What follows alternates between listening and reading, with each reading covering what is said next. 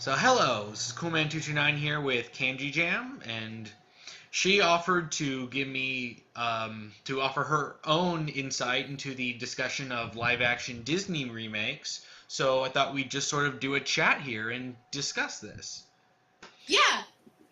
Hi, everyone. Candy Jam. I actually took storytelling and storyboarding when I was in school, so I know elements that the Cool Man might have missed, and I figured we'd start with the bigger issues in live action remakes, which is the princess line. Yes, the other lines do have their issues, but it feels like the princess line is the one that suffers the most.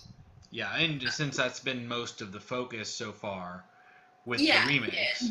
I thought we'd start with the strongest of the movies, Cinderella, work into Beauty and the Beast, and then end on the worst, which is Maleficent.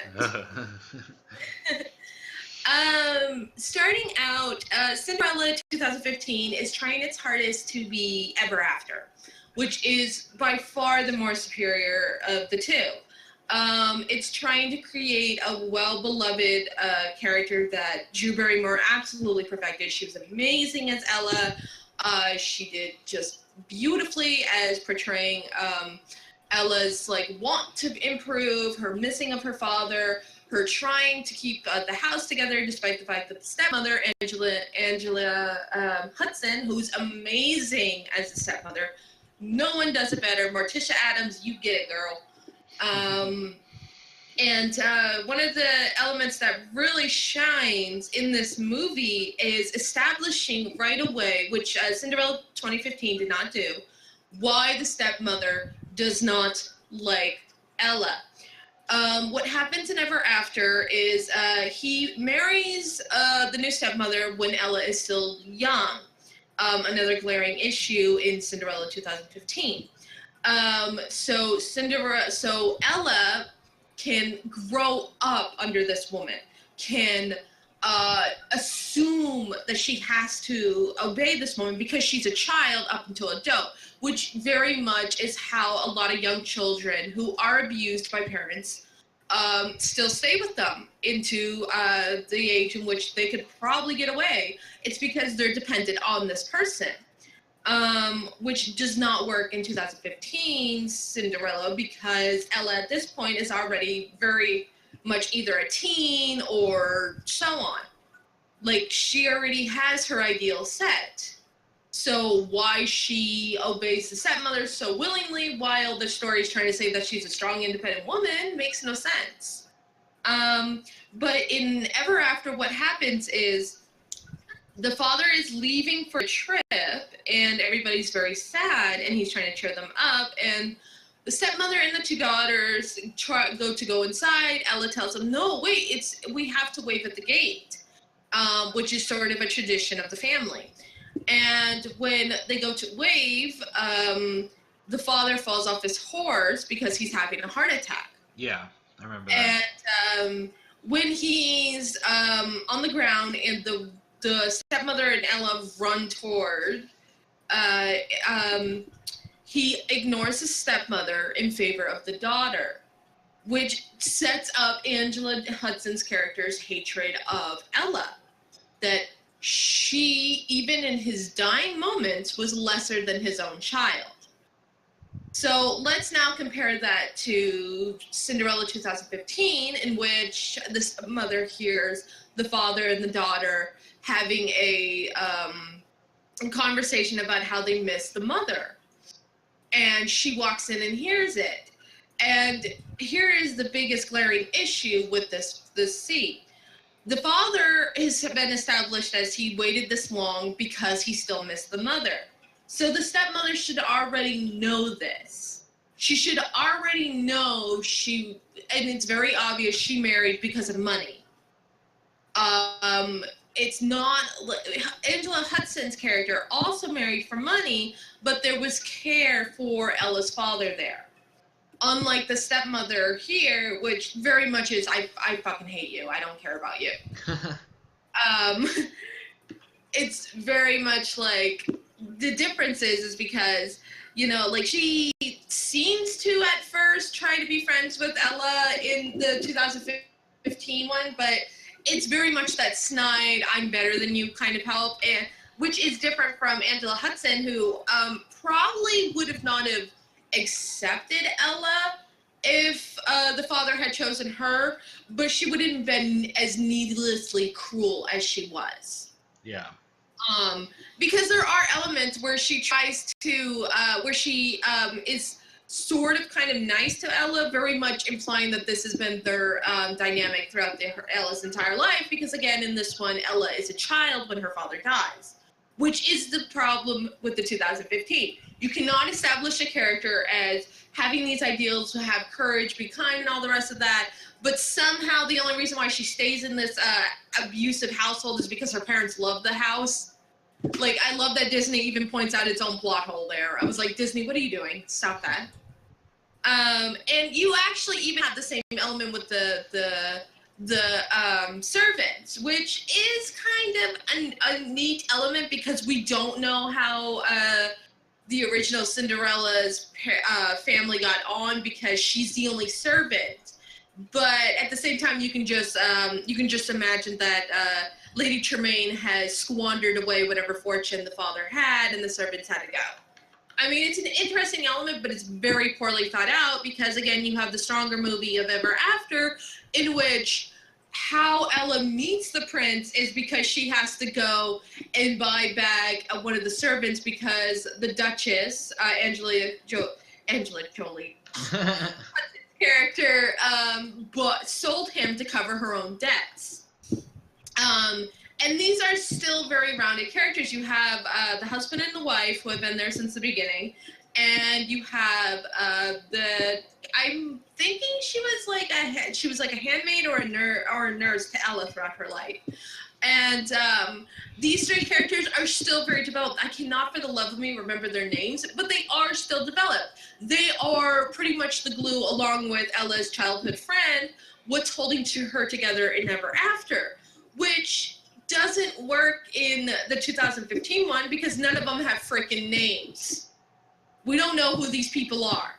Nothing is established beyond them besides like one scene where she steals an apple out of the barrel from one.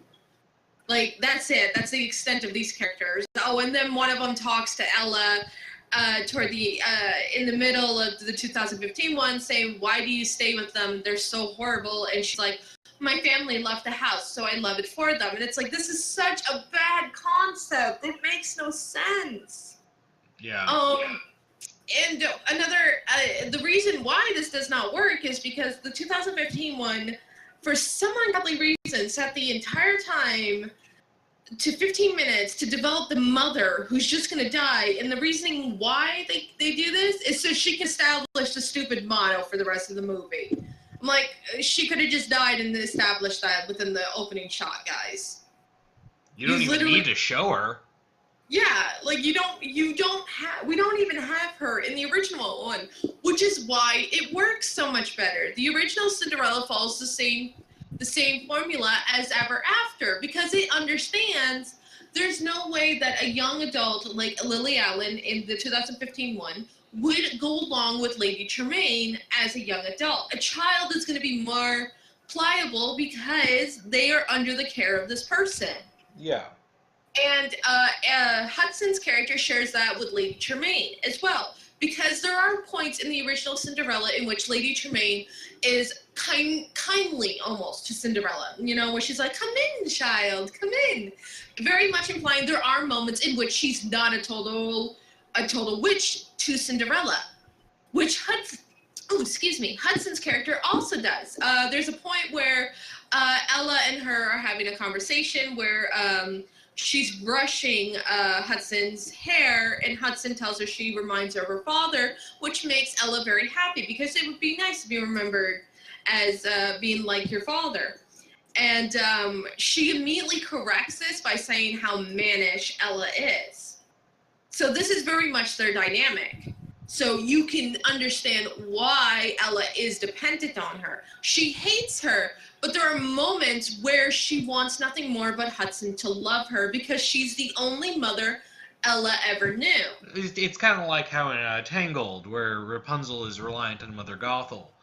You know? Yeah, because she's the only mother she's ever known.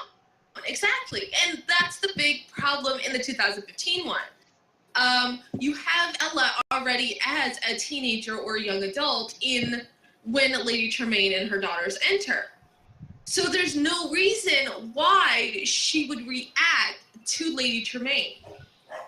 She has no daughterly feelings toward this woman, and I apologize, my corgi has decided to now make her entrance. That's okay. She has no feelings of love toward Lady Tremaine.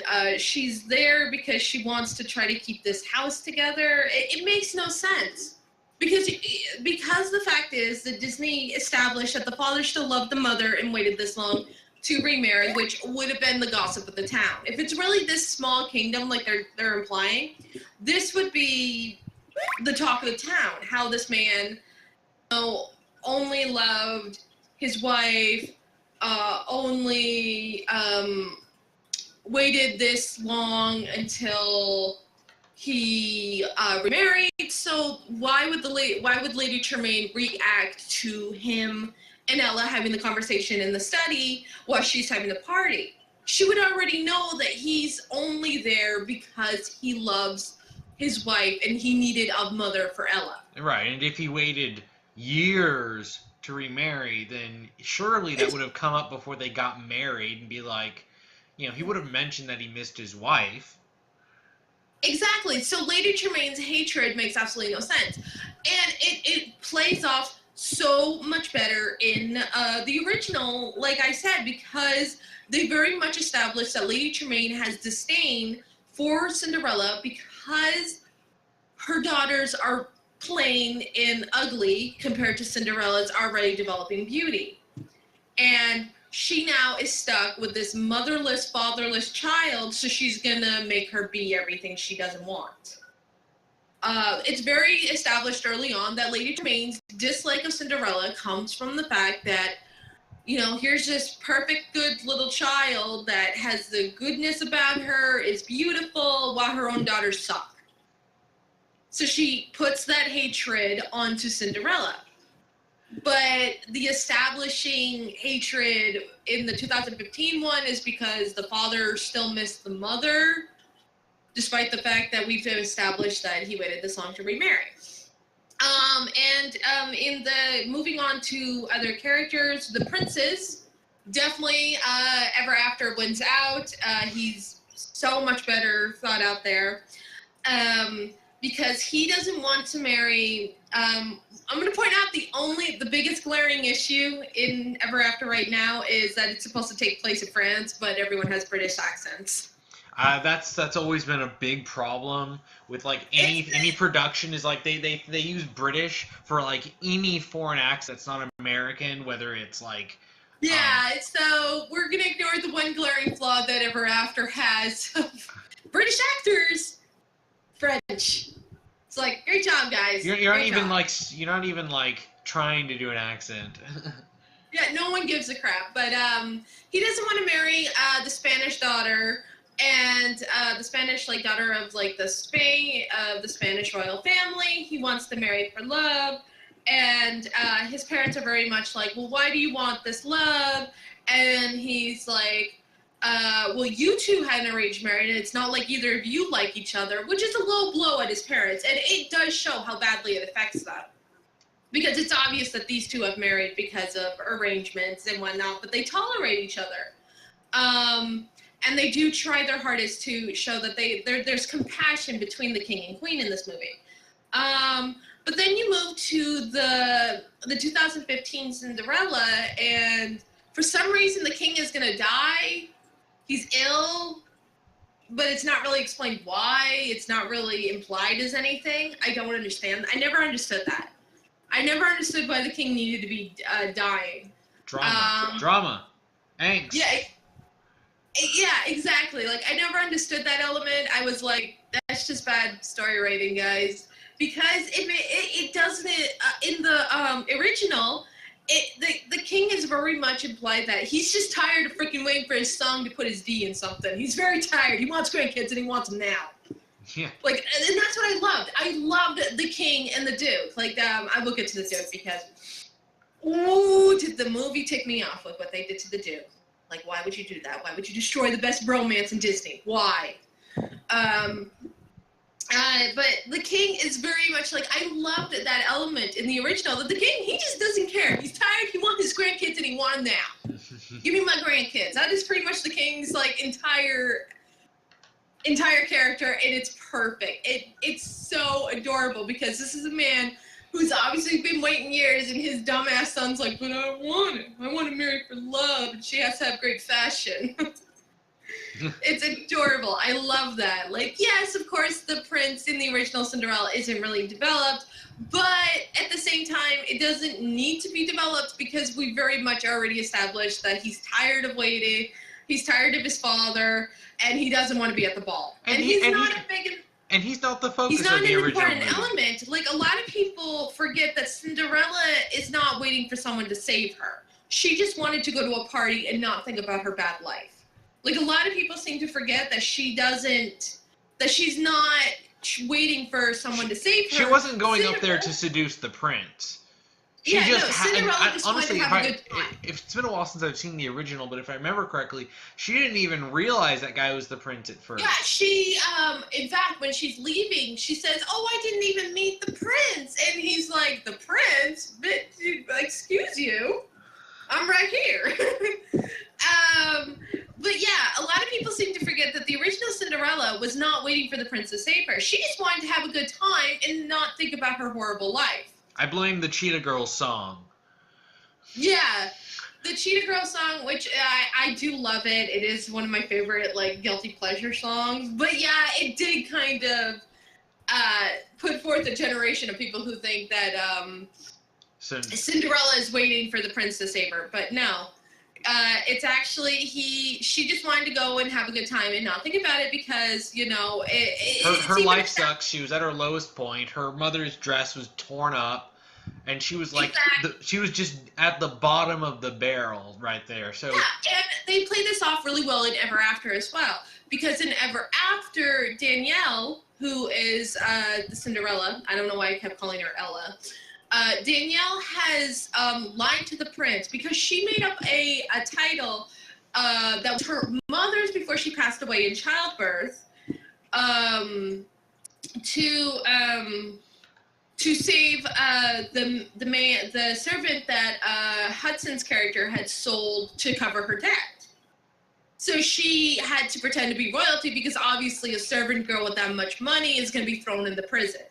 Yeah. Because it's like, where did you steal this from?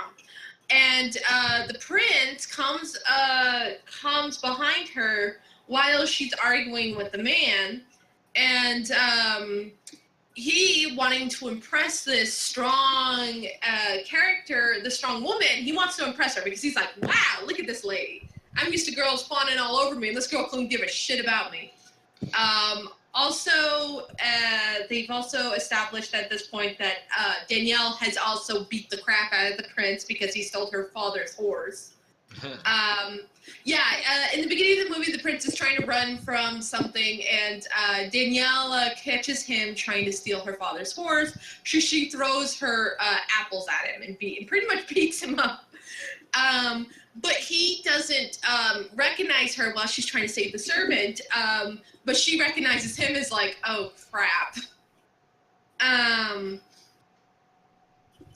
so what ends up happening is she tells him, after he set free her servant, she says, did you even look at those men behind him?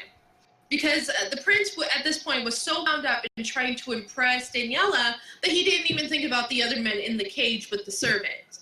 And she points that out, that how can you be a good king if you can't even look at the problems behind those in front? Which is a really good establishing for the prince's development in Daniela's, because you have the element of he's learning how to be a human again. Because he's someone who's been in the lap of luxury. He's never not wanted for anything. Right. But here's this young woman being like, how can you be this way? And he is just absolutely flabbergasted, because again, he thinks that, oh, she's like him.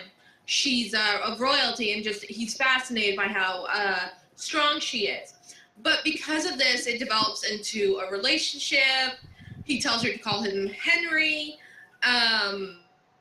I believe that was his name. I forget, but I think it was Henry. I don't remember. It's been a very long time since I've seen Ever After. I just watched it like a couple months ago, but like besides Danielle, I can't even remember Angela Hudson's character, and she was like my favorite. I do remember her bitchy daughter though. Her bitchy daughter was Marguerite. Because the only reason why I remember it is because her name even sounds like I'm a total bitch. Yeah, Marguerite. Really. Doesn't it sound like it just sounds like a bitch name? And you don't give your daughter that name and expect her to grow up kind and sweet. Yeah, exactly. And they even give her secondary daughter, I forget what her name was, but she was the more sympathetic one. Like, it's very much implied that another reason why Daniela hasn't absolutely lost her mind is because the second stepdaughter has always been very kindly to her, has always tried to take care of her because she honestly felt bad that, you know, oh, my mom and sister are total awful people. She actually gets a happy ending, which I believe the Cinderella sequel is kind of used for Anastasia. Because ironically enough, I think he's he's either a knight in arms or he's like a friend of the prince. The stepsister goes and bees with that guy. And but moving back to the prince and whatnot, and because of Daniela's lie, she has to confront the prince and tell him, yes, no, I'm not who I said I was. And she has to do it the night of the ball because Marguerite and Hudson's character has locked her in the basement, in the kitchen area. And which is very reminiscent of Lady Tremaine locking Cinderella away. Right. And that's how the prince. I almost forgot one of the biggest characters. Oh, I feel so horrible. They actually have a historical element in this in which Da Vinci is. I remember that now.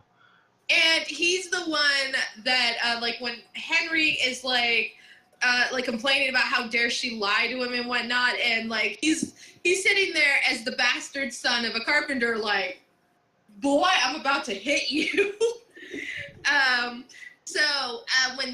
When Henry is all like being a brat about it and like everything, and he holds out her shoe and tells Henry, then you didn't deserve her at all. And this is a really clever way around, you know, having to find her and give her back her shoe, because he now knows exactly who she is. So they've eliminated it is a bit dated, the test element of trying to find her shoe, which Disney gets around because it's very much implied that magic, you know? He doesn't know who she is because magic. Which can work because why else would the stepmother, why else would Lady Tremaine and the stepsisters not know who the hell she is? They say she seems familiar, but it's very much implied that, like, you know, the fairy godmother thought ahead.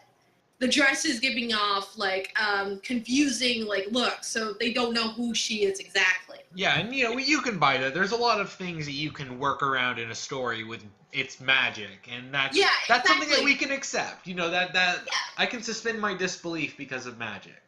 Yeah, because the stepmother, you know, she just changed a pumpkin into a coat, right? So I can accept that. Yeah, we can accept that, you know, the dress is probably cloaking her somewhat. And they get around this in Ever After with the element of she has made up a name for herself. She is her own fairy godmother almost.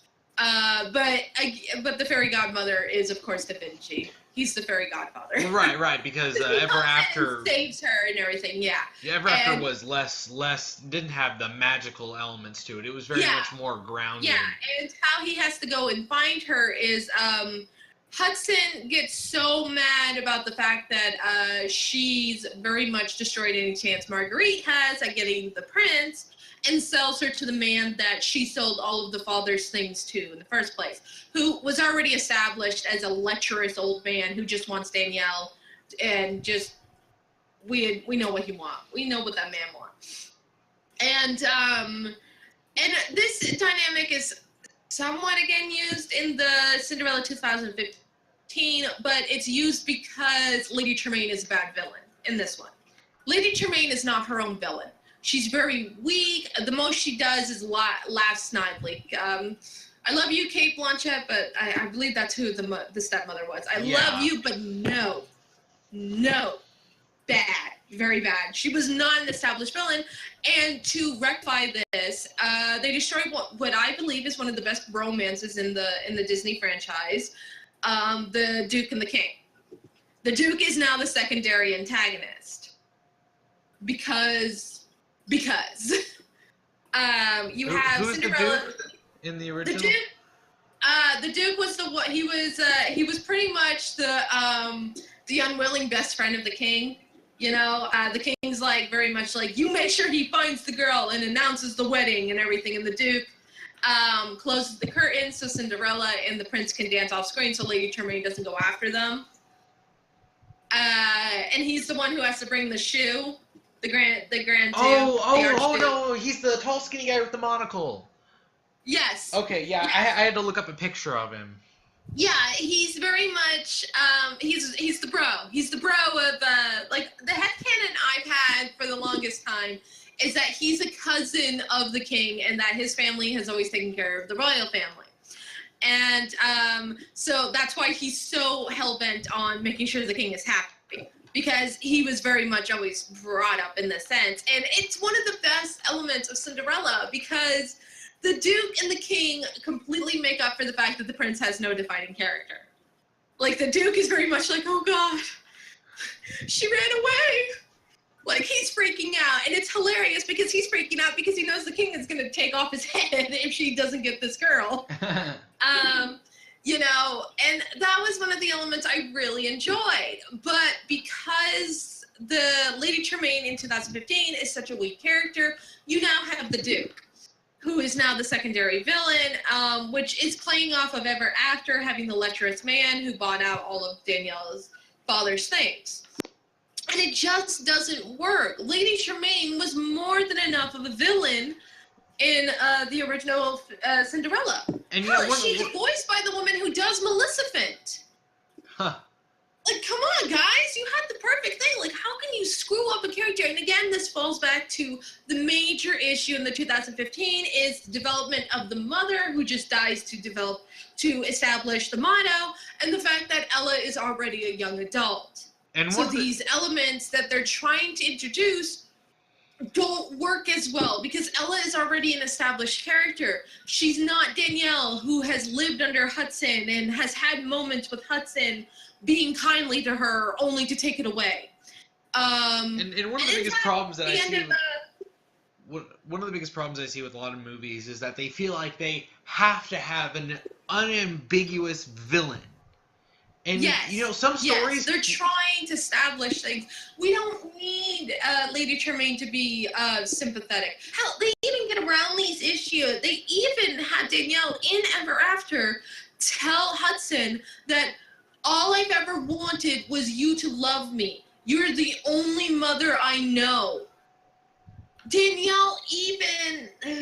I think it is Danielle. I don't know why I've been calling her Daniela. It's one of the two. I know it's Danielle. Danielle or Daniela, Danny something.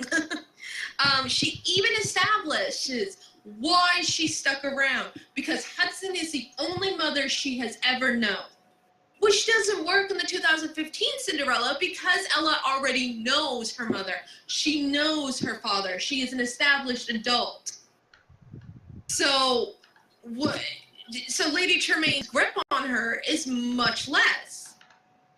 Whereas in the original, Lady Tremaine very much is, like, honestly, I think, I do think Ever After's Hudson took many cues from Lady Tremaine, because Lady Tremaine also does the kind of kindly, but also in Cinderella's face that she's weaker and lesser than her. A lot of the abusive behavior, the abusive parent, they make them reliant on them and then beat them down to make sure that they never stand up for themselves. Yeah, and then have, like, little elements of, oh, I love you, not really. Yeah. So which does not work in the 2015. And let's move to one of my most hated changes, the changes of the animal characters.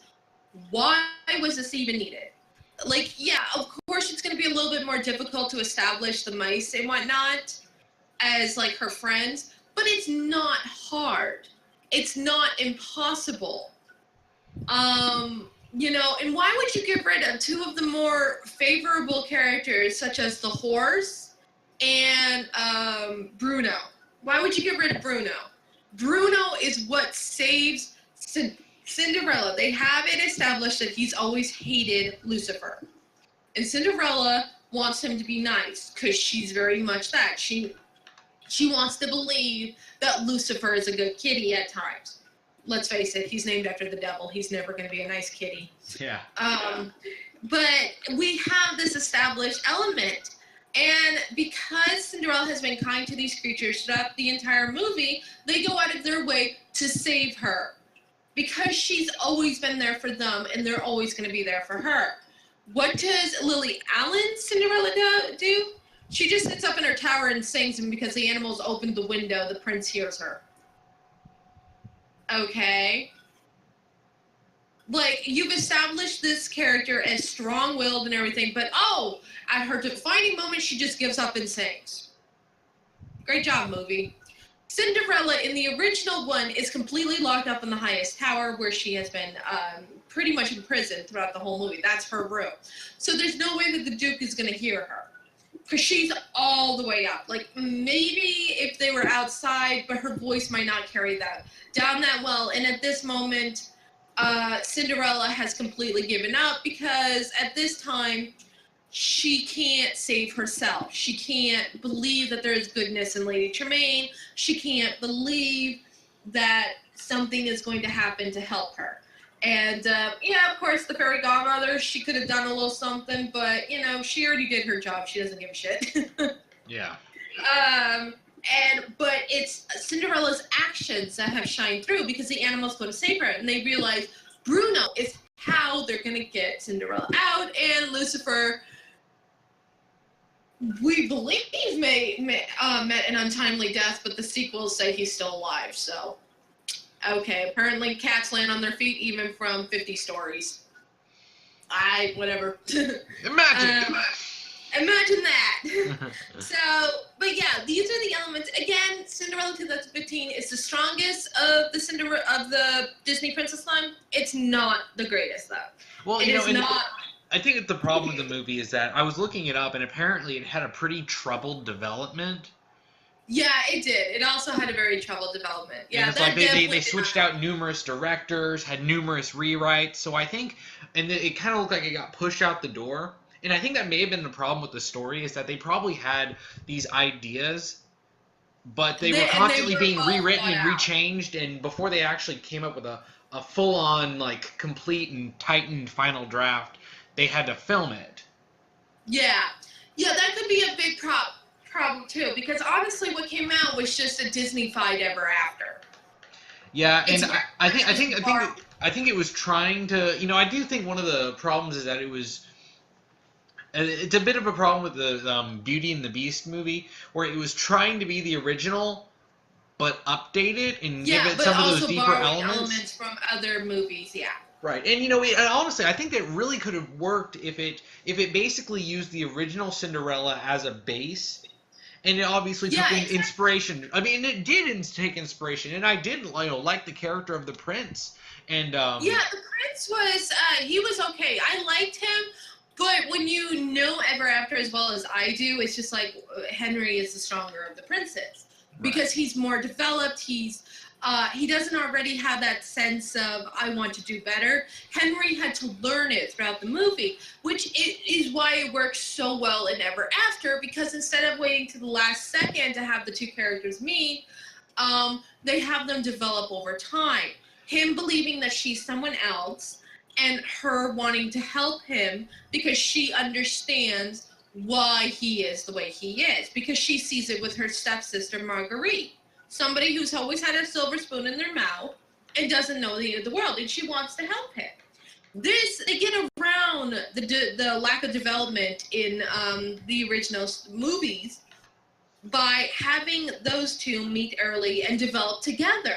And, you know, and that's one of the things is that the Ever After doesn't need to follow, it's obviously more of a reimagining of Cinderella more than anything. Yeah, And since it's not a Disney movie, it doesn't have to have any hang-ups about actually going to some messed up places or showing some messed up stuff. So it doesn't feel like it's holding itself back. That's just I just thought of something. The new Cinderella movie feels like it's holding itself back in some places, and it doesn't feel like it's going the distance. Yeah, it can't decide if it wants to be a magical movie or if it wants to be a period movie. It can't decide. It doesn't know what it wants to be.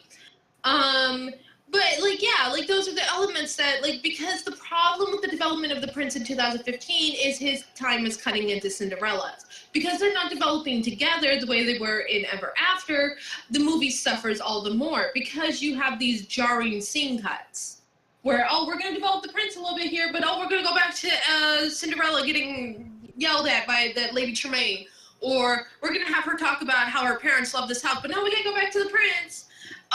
Ever After gets around this by having them develop in the same scenes. Right. They spend enough time together so that their development can be condensed without having to have two separate plot lines. Yes, and in this sense, we also have her being at the ball all the more heartbreaking because he doesn't realize that she isn't who she says she is. He's excited. He's like, she came, even though Hudson and Marguerite said that she was married off and going to the Americas. We've established, yes, she came, and she's trying desperately to tell him who she is, and Hudson is the one who spoils it. Hudson is the one that rips off her costumed wing and tells him that, no, she's a servant girl in my house.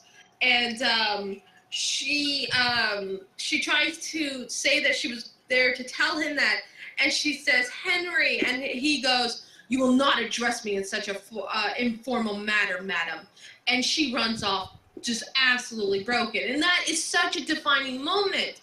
But we don't really have that with the original Cinderella because with Cinderella 2015 because, it's trying to be a magical period piece movie without any of the effort. And Lady Tremaine is not an established villain. They had to borrow the Duke and make him the secondary because her character is so weak. Well, it's funny because, like I said, it's like you just need to have her be the douchey stepmother, and that's all you need. That's the conflict of the movie. You don't need to have an actual evil villain. Yeah, you don't need. She just needs to be the abusive stepmother who has been in this girl's life. And again, it doesn't work. That abusive element again doesn't work in 2015 because Cinderella is already a young adult by the time that Lady Tremaine comes in.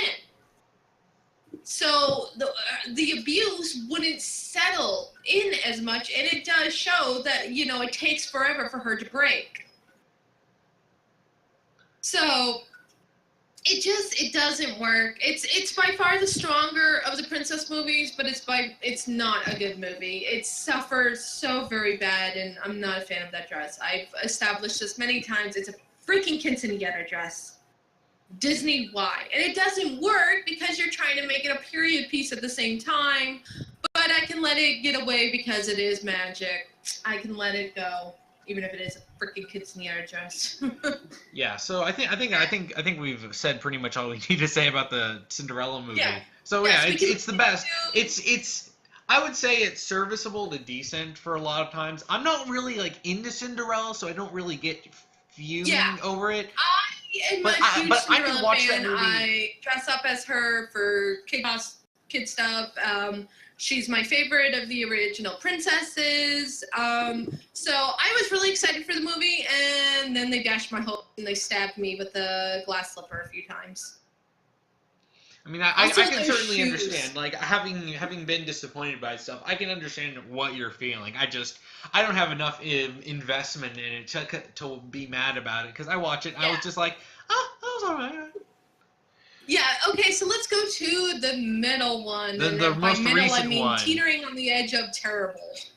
Beauty and the Beast 2017. The recent Beauty and the Beast. Oh, God. Why? Which, of course, as most people know, suffered because Miss Emma Watson exists. And by no means is she a good actress. I'm going to put it out there early. She's fine as Hermione. Harry Potter is still one of my favorite franchises. but Hermione is very much how Emma Watson is naturally. Well, and that's So one of the main reasons why she she's cast, is because yeah. she fit the character. Exactly. She fit the character.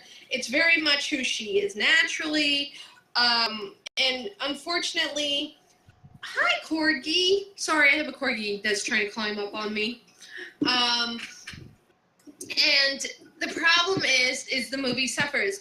One of the big things that I believe happened with the dress, because let's face it, the new Beauty and the Beast dress is probably one of the most hideous of the Disney dresses ever. But Emma Watson wanted it to be so usable in combat.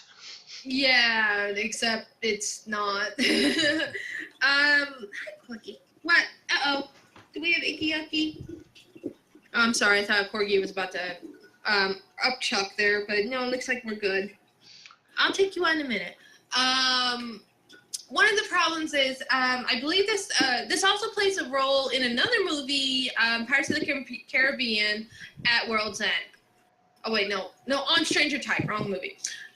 Which is one of my favorite Pirates movies. I'm actually very sad that Angelica is not going to be returning. That her story has been cut off because the movie didn't do as well as Disney wanted. And that's disappointing because I also really like it. It's my second favorite after the first one because I think the second and third one are terrible. I don't mind them. I just think the third one dragged it out a little too long. I mean, I absolutely love Beckett. I just love it's just good business. Yeah. When he's climbing down and just seeing this man completely destroyed by someone that he thought he could just completely ruin is amazing. But the movies did drag on a little too much. I think that the second movie very much established a great story, but the third one just dragged it out way too long. Yeah. But again, one of the best scenes will forever be Elizabeth and Will being Barbossa, marry us, and he's like, I'm a little busy at the moment. Well, yeah, as they're in a whirlpool fighting the army of Davy Jones, and it's just like, and they're like, we want to be married, and Barbossa's like, really? Now? Can you guys just? Why? That will forever be one of the best scenes in the third movie. But and Angelica's actress Penelope Cruz did not inform crew that she was pregnant during the time of filming, which is why her concept art is so radically different from her established one, because that concept art is very much a finalized concept art. It has Penelope Cruz's face. It probably was even made for her, but she came on and was like, oh, by the way, I'm pregnant, which is why you have the very billowy, corseted midsection that we got, because the movie had to hide her belly bump. And in fact, her sister plays a lot of her body double roles. And that's also why at the end of the movie, Angelica does not have her corset anymore, because they had to use the billowy top piece to hide her pregnancy. And if you're carefully watching the movie, you'll actually see how Angelica's boobs get bigger over time. They just kind of go boom, and it's like, oh, I guess the Fountain of Youth. It's a side effect of the Fountain of Youth. Are we sure we didn't go to the Fountain of Boobs? Curses, Jack. Yeah. Another element that I think a lot of people are ignoring is when Cinderella 15 came out, many cosplayers did that dress. As much as I have a disdain for it, it is a beautiful dress. But if you've noticed, there are pretty much more original Belle cosplays coming out than there are the Emma Watson. Yeah, because I've not heard of a cosplay. I haven't seen any. And honestly, I was expecting some of the bigger cosplayers to do her dress, but no one has really done it because it's a mess of a dress. And this is probably one of the biggest issues with the movie. You still there? Yeah. Oh, okay. I thought it cut out. One of the biggest issues is that dress and Emma Watson's insistence that it be exactly as she wanted. Right. Because didn't the original costume designer have one similar to the original dress, but then Emma Watson was like, nope, not this. Yeah, I believe so. Another really sad thing is this movie was An allegory, if I remember correctly, due to the original screenwriter, who I believe has passed away, was the Beast's attitude, or this was something to do with AIDS, if I remember correctly, of how it can destroy lives and something. I don't remember the full amount, but I know that the original screenwriter, who I believe was a gay man, he did do elements where it was explaining how such things can destroy homes and such, if I remember right. I forget. I've never heard of any allegory. I know that it original. Let me look it up real quick. Beauty and the Beast. Yeah, here it is. Beauty and the Beast AIDS allegory. The original Beauty and the Beast was an lyricist. It was the lyricist, the man who wrote the. Oh, that's what it was. It's because he had AIDS. He had AIDS, and it was he died from complications 4 days after the original movie dropped. Oh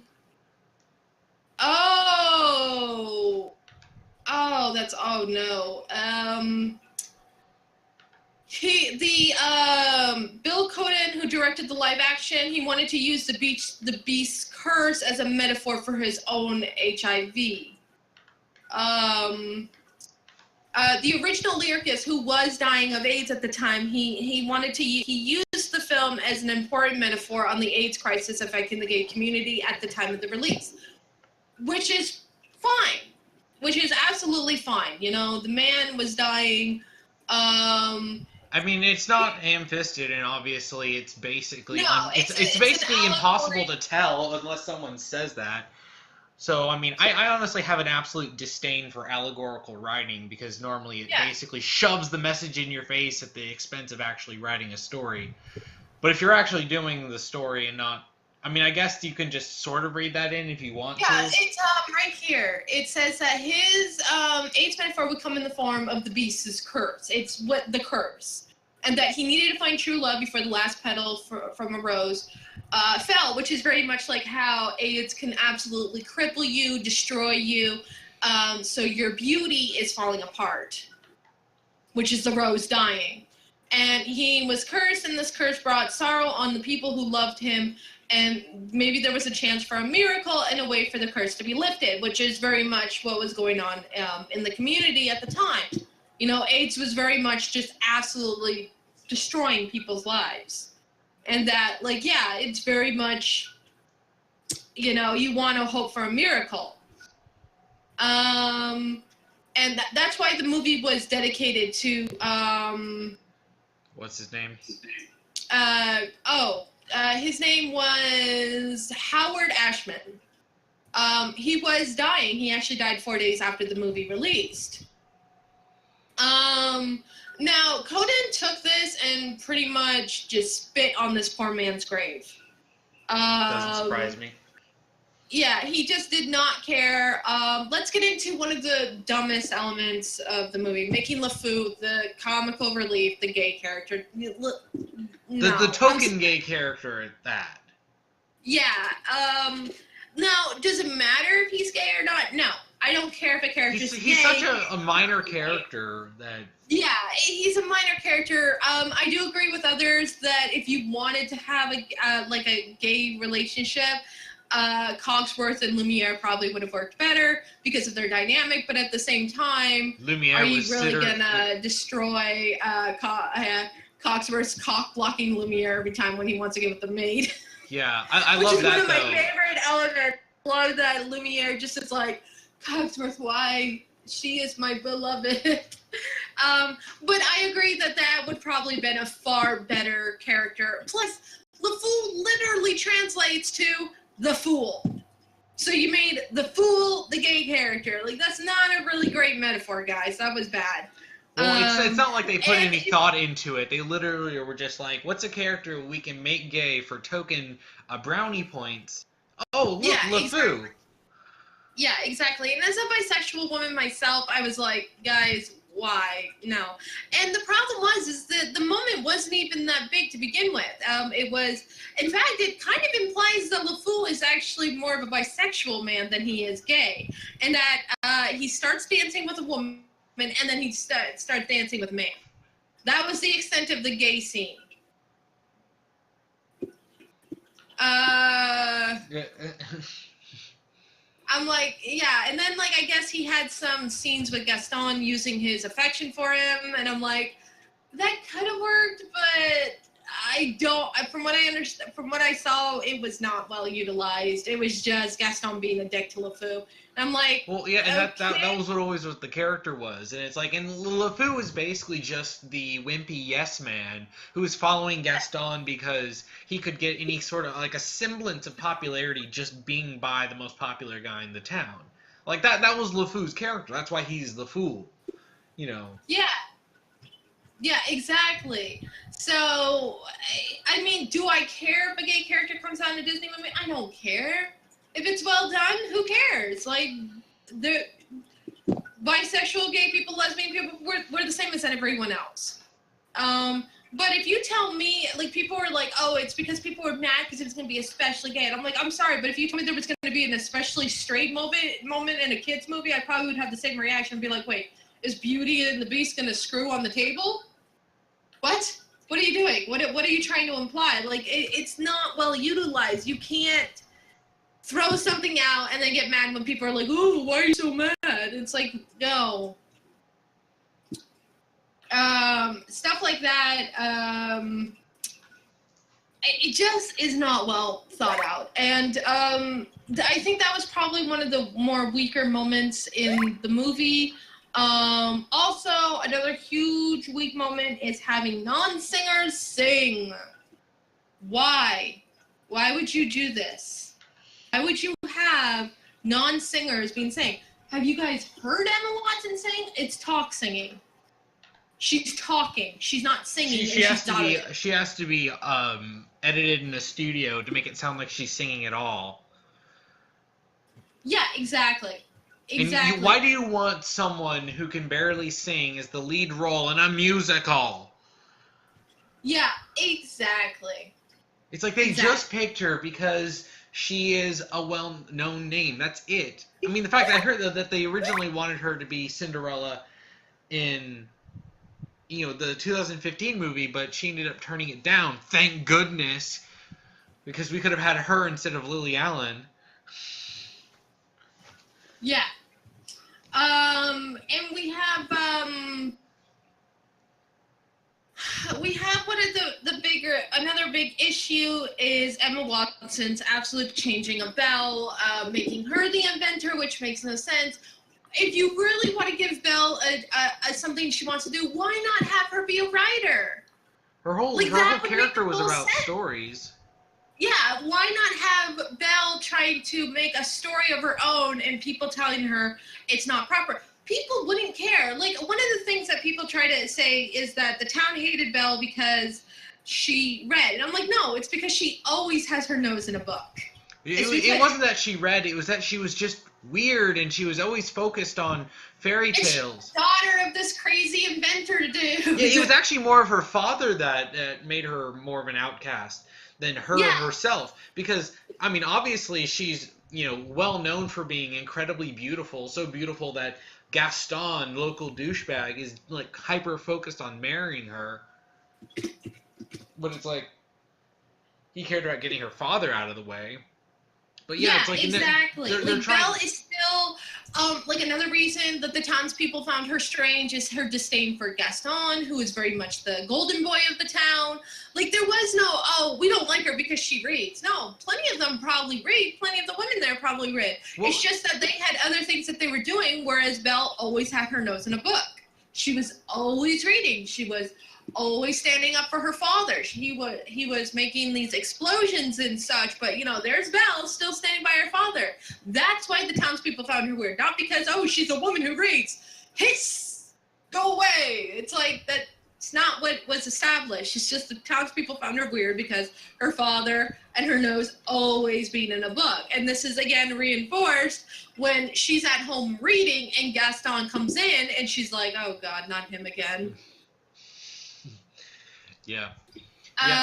Which is then utterly destroyed. Like, honestly, it's funny because they actually make Belle for Emma Watson sort of a bitch. There was this one point in the Bonjour song where these young girls are cleaning, like, I think sheets or something, and they're laying them on the stone wall of the well, and Emma Watson goes to jump on that area and strut by, so they have to quickly remove everything so she can do that. And I'm like, well, that was really bitchy of you. Why did you do that? Like, it's for me, it kind of established that this Belle is a snarky teenager who hates everything. Just like Emma Watson. Exactly. I'm like, you turned one of the most good-hearted characters into just a bitch for the sake of having her be bitchy. Well, yeah, I heard. I never watched the movie. I saw like a lot of parts of it, but I heard that Gaston felt much more sympathetic than Belle. Oh yeah, without a doubt, Gaston was far more sympathetic than Belle. It's because the problem is I do think that a lot of the rewrites that happened to Belle were because of Emma Watson. So, because she doesn't understand storytelling, storyboarding, or anything, or how to develop a character, her Belle is very stagnant, doesn't really do anything. And for some reason, she's now the inventor. Also, there was I only watched it once, but there was also this weird, stupid subplot where they established that her mom died of tuberculosis. And That's it's oddly like specific. I'm like, okay. Well, I mean, it was like the disease at the time period, if I remember correctly. I mean, it might have been off by a few years, depending on the when they had the set. But yeah, her mom died of tuberculosis, and it's like, yeah, but we never really wondered about Belle's mom. Yeah, like, yeah, it's we wondered about like Cinderella's mom or Ariel's mom, because it's like, damn. This man had 7 daughters, and his wife just kind of was like, bye. Like, you know, we wonder about that kind of thing. But with Belle, it very much felt like she had grown into a character on her own. Her father was a single father. Again, which would have probably been frowned upon in that time period, which is another reason why Belle would be seen as weird, but to the townspeople. Yeah.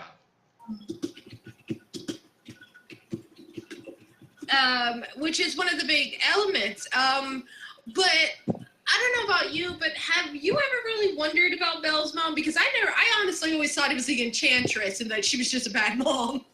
Oh, I'd never thought about that. In fact, just a little while ago, me and Angel watched Beauty and the Beast along with a bunch of other Disney movies, and I never once spared an actual thought towards Belle's mom, because she's not relevant. Fan theories is that it's the Enchantress and that she's just a very nice. She's just not a very attentive mom. Of course, that makes no sense, but everybody loves her good, like, crack theory. Well, it's like, you can just assume that, especially considering it's a Disney movie, that, her mom just died when she was young or died during childbirth, which is... honestly, do you know why there was so few Disney moms? Didn't Disney have a thing, wasn't that, like, didn't he, like, his mom die, or he had... What happened was, Disney bought a house for his mother and had a new water heater installed. It was improperly installed, and the copper monoxide killed his mother. Disney always felt that that was his fault, which was why we never saw moms in the original Disney movies.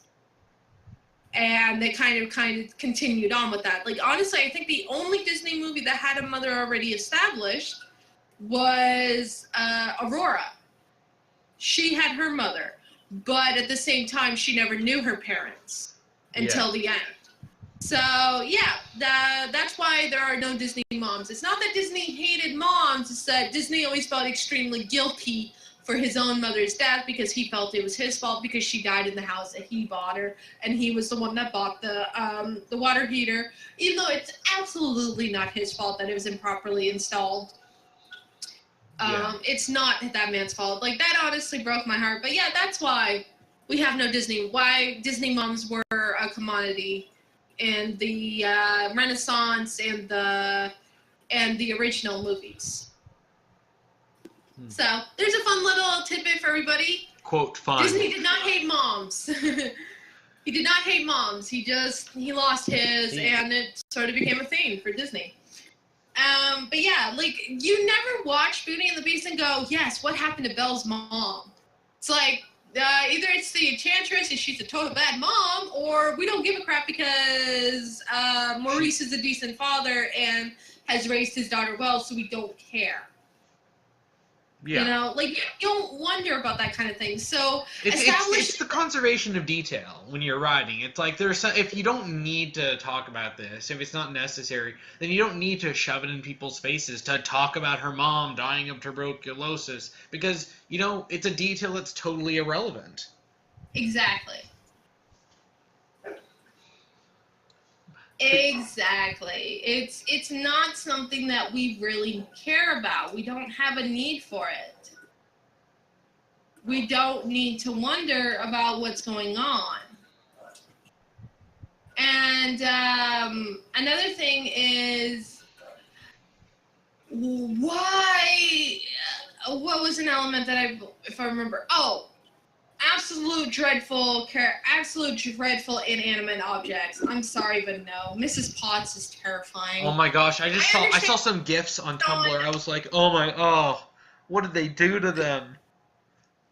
I understand that it's based on Baroque, right? French design at the time, but it just does not work. They look terrifying. It's terrifying. The only one that works is Lumiere. That's the only one that works because they did understand that, okay, we can't have his face on a candle. We can't have his face on the wax in a live action because, yeah, that would be a little too horror movie. That would be a little, you can't really justify it. That's one of those things that I mentioned about, you know, translating something from animation to live action. Yeah, there are elements that have to be changed, and Lumiere was a good one. Lumiere being a humanoid candelabra and having a humanoid form is perfectly fine. It actually really works well.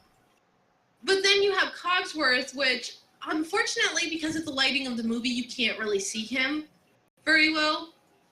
He's not the lighting of the movie is very dark and gritty, which it doesn't work. It does not work because, you know, like the castle was very dark and foreboding in the original movie, but the characters around that were really bright and colorful. That's because the characters themselves were positive, but they were stuck in the desolate castle. You know, you had Belle's room was as pretty as her room was. It was still very dark because it was still a Drury castle. But the lighting and the colors and the shading helped you see things better. Right. Which don't have. Which is why the scene in the ballroom where everything lightens up and everybody's happy works so much better. It works so much better because at that moment it's where Beauty and the Beast come together almost in the ballroom where they're all together. You have Mrs. Potts singing. Honestly, one of the most strange elements of the remake is how the only one who can sing is the wardrobe. Right, wasn't she a famous like singer? I think she's an actual opera singer. Yeah, too. Opera singer. Yeah, but somehow she gets like 3 lines in the whole movie. Because we need to hear Emma Watson going, "There's something kind. I'm sing-talking. I'm totally sing-talking." Yeah, we needed that. We totally needed Emma Watson. I know Aaron McGregor can sing. I know that. He sung in Moulin Rouge. And I won't lie, his rendering of Be Our Guest is not horrible. It's not bad. But, you know, Emma Watson can't show any form of enjoyment. She just kind of looks like she's ordering Starbucks the entire time. And therein lies the biggest issue with the movie. Everyone is acting around Emma Watson. The Beast is CGI, and he's still acting circles around her. Like, I'm like, you have CGI having better facial expressions than you, the lead actress. What? It's because she doesn't care. She's just there. Yeah, she's just there. I mean, one of the biggest problems is when Beast is transforming back into Adam, you have Belle just staring at him going, oh. Like, she has the most, like, straight-faced, whatever look on her face that it's like, wow, that's neat. Why? Why would you do this? This is so bad. I just don't understand. The entire movie, Emma Watson just kind of, she's just walking through. Like, I swear to God, the only times, like, she shows any emotions, I swear to God, is the producer holding her check about to rip it. Oh, no, no. I will act. Money. Tuberculosis. You know, and getting back to the inanimate designs, what was the maid? You made her into a peacock? Why?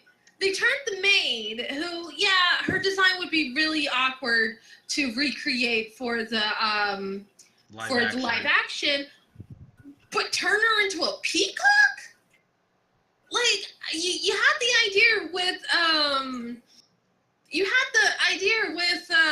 with Lumiere. Why not turn her into a humanoid form as well? It would have worked.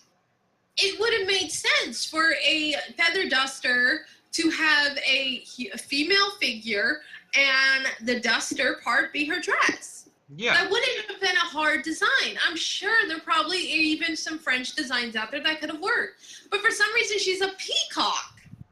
And the biggest thing about this is, like, I'm like, do you guys realize that male peacocks are the ones with the long feathers? Are you implying that she's a male? Like I know no little kid's gonna go, oh, why is she a male peacock? Unless they're really into animal biology and whatnot. But me, I'm like, why did you turn her into a male peacock? Why? It's these little things that just make you go, who was sitting there and being like, let's make her a peacock. But female peacocks don't have feathers. I don't give a shit, make her a male peacock. I don't care. Like, is that what happened?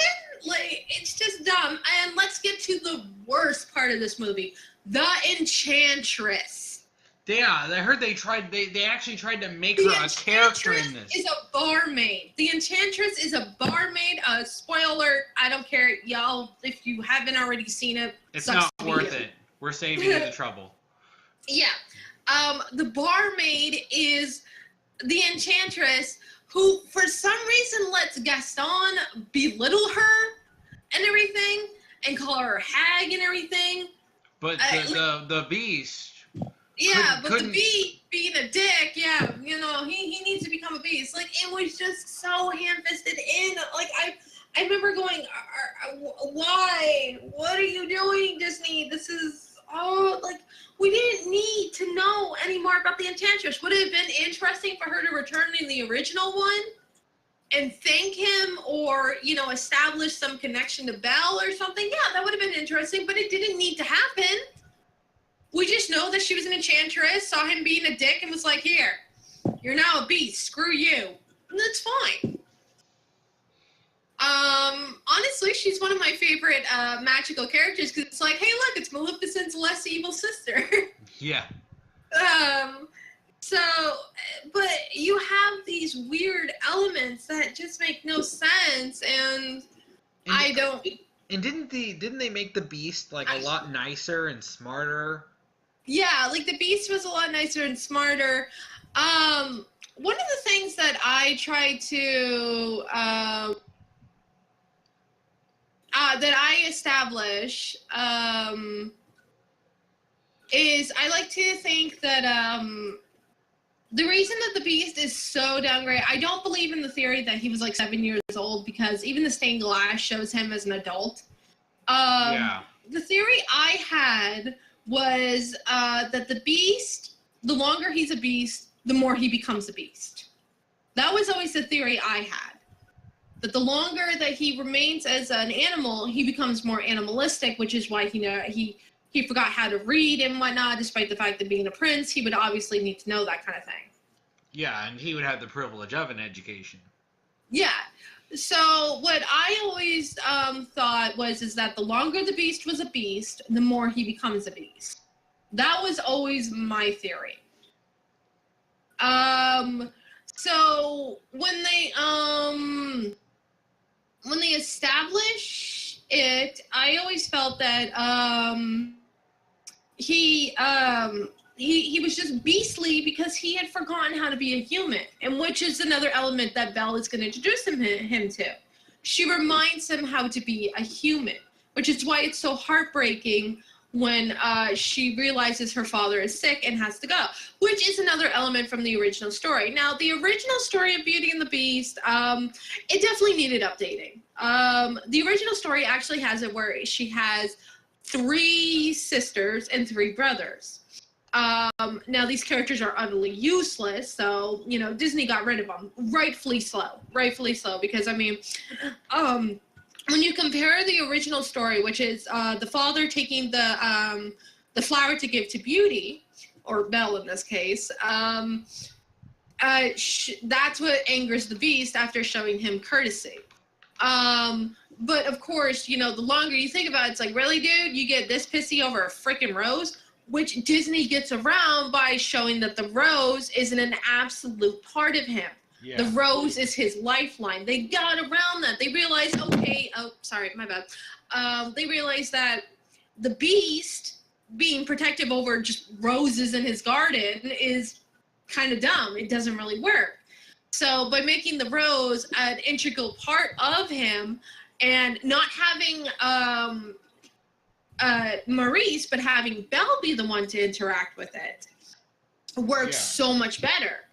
Because Belle's curiosity and the implication of staying out of was it the West Wing or the East Wing? The West Wing. The West Wing. By having it and already establishing that she is a very curious person, she always wants to know more. She's always looking for that adventure because in her books, you know, it works so much better.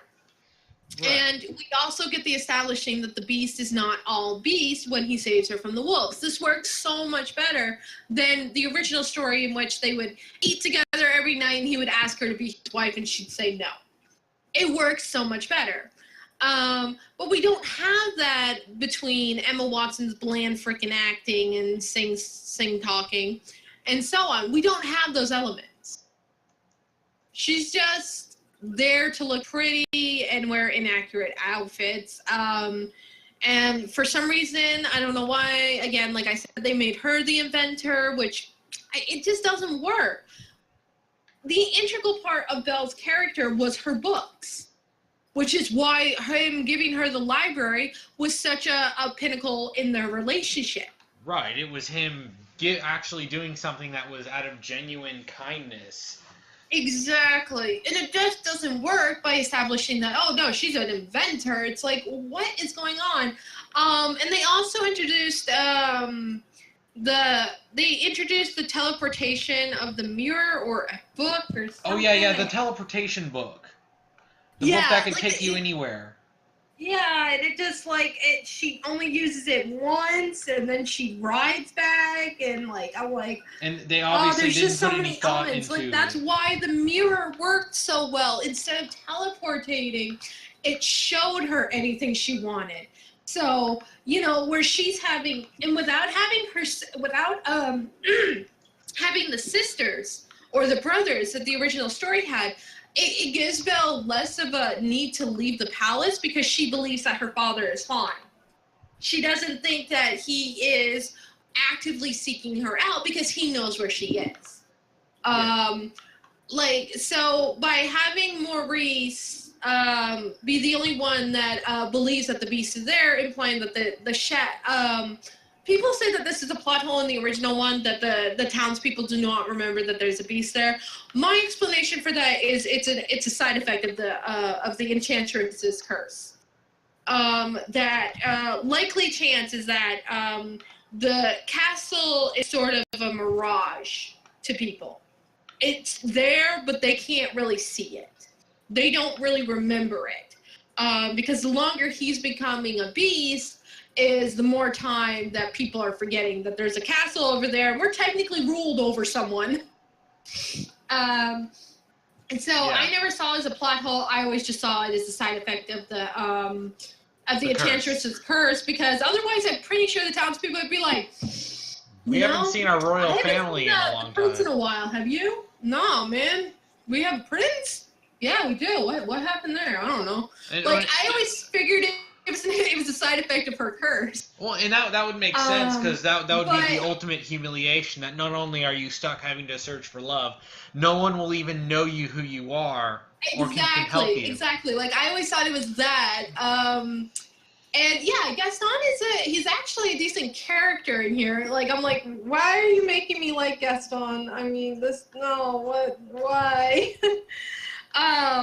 But yeah, no, and then at the end of the movie, the Enchantress reveals herself, and I don't know, like, it's the barmaid, but like then you're like, why the hell did you let Gaston belittle you? And it just, there's so many elements. It's like the movie, and besides this issue, honestly, it's a screen by screen replica of the original movie. Right. Like, everything is the same. The elements that they change just interrupt, and you don't really get what's going on because, like, you know, you have these weird, like, changes, and then you got, like, the Enchantress side plot. Oh, look, Belle's mom died from tuberculosis because we gotta give her sympathy somehow because Emma Watson can't act worth a damn. Like, there's just so many problems. And then the dress. The dress is just a freaking prom dress. They even use glitter glue to make the embroidery. It's just, it was bad. It was bad. I'm hopeful that when the art book comes out for the movie, we're gonna get concept art of what the dress was gonna be. So, you know, people get something out of it. That's my main hope for Beauty and the Beast. It's not horrible in the sense that it's just kind of a replica of the original movie, but it's just poorly thought out. Yeah. Well, and like I said in my topic video on this, that, you know, when you're doing a remake, you know, there's no sense in just doing a shot-by-shot remake without changing anything. But if you're going to change something, you should be trying to improve it instead of just arbitrarily changing stuff that makes a movie actually worse. Because then you're just going to remind people of how much better the original movie was. Exactly. Like, it's honestly sad because the Tracy Hines, who's an amazing costumer, put out a video in honor of the movie, and her dress is gorgeous. It's gorgeous. Let me get a shot of it. Tracy Hines, Beauty and the Beast. Here we go. I'm gonna get an image, and her dress was absolutely gorgeous, and I could not understand why it was the way it was with the Disney remake. Just dreadful. Like, Tracy Hines absolutely is one of my favorite cosplayers. I think she's more of a costumer. I think she actually sells her stuff. Here is a this is the back of the dress. Absolutely gorgeous. They utilized the roses and actually put it in her dress. How beautiful is that? Wow. Isn't that just a beautiful dress? Isn't that beautiful? And, like, you know, you have the elements of a French gown. Just absolutely beautiful. She does amazing work. This comes out and people are like, how did you go from crap to this? What happened?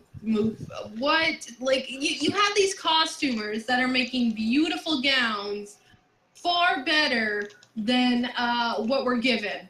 But then everything changed when the Emma Watson attacked. Exactly. I'm looking for one of the fronts of it, the front of the gown. Here we go. Here is the front of the bodice, which, again, is beautiful. They utilize the sleeves absolutely amazingly. She makes them a little bit drapier. and she puts a brooch there. Oh, just beautiful. Beautiful elements to this outfit. It's obvious she cared. Here's the front of the gown itself. Again, utilizing the roses. Just absolutely beautiful. You have this, and then you even have the more kind of jokey one of Todrick Hall's Brittany and the Beast, which is them doing Britney Spears. Todrick Hall, Brittany and the Beast. Brittany. It's an amazing thing. They all use Britney Spears songs, and it absolutely works. Ironically enough, Todrick Hall's Brittany and the Beast gives us a better gay bisexual character than the remake, because they're using the same story. It's still Beauty and the Beast, Disney style, but it's just they're using the same Disney characters, and they imply that Gaston is actually bisexual because his song is "You Better Work, Bitch." And they have all of the men stripping, and everybody's stroking Gaston. I'm like, see, that's how you introduce a character that's into more than one set, that's either gay or bisexual. You know, it's not an integral part. He's still a dick. It's just that everybody thinks he's hot. You know, like all the women are writhing on him, the men are dancing all sexily, everybody's stroking Gaston. I'm like, there. Like this one, which is obviously a parody of Beauty and the Beast, did a better job at introducing a gay or bisexual character, since, you know, I'm going with bisexual, but I don't want to offend people, because I know some people like to think that Gaston is a closet gay. I don't really know. Well, but according hey, to Tumblr, literally every character in existence is a closet gay. Yeah, I mean, but, you know, if that's your headcanon, that's your headcanon, you know? Like, I'm not going to be that person. But, yeah, you have everybody stroking Gaston, but he's still a dick. He's like, you better work, bitch. And like, you know, that would be Gaston's song, you better work, bitch, yep.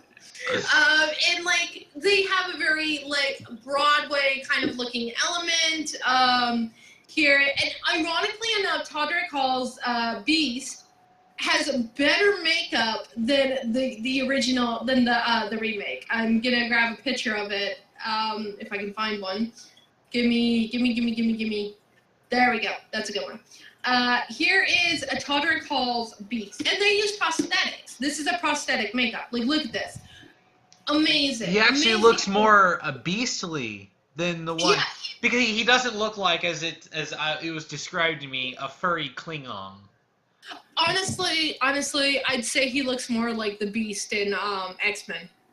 He has a very human face. It was weird. It was just absolute nonsense. But yeah, like, it's absolutely amazing how Todrick, like, you know, they're YouTube. They're based out of YouTube. They get money from YouTube and whatnot. It's very much like you have this element, and it worked so much better. Like, here's a picture of all of them together. You can, of course, use these in the video so people can see them too. Yeah, I'll put them in editing. All of the characters.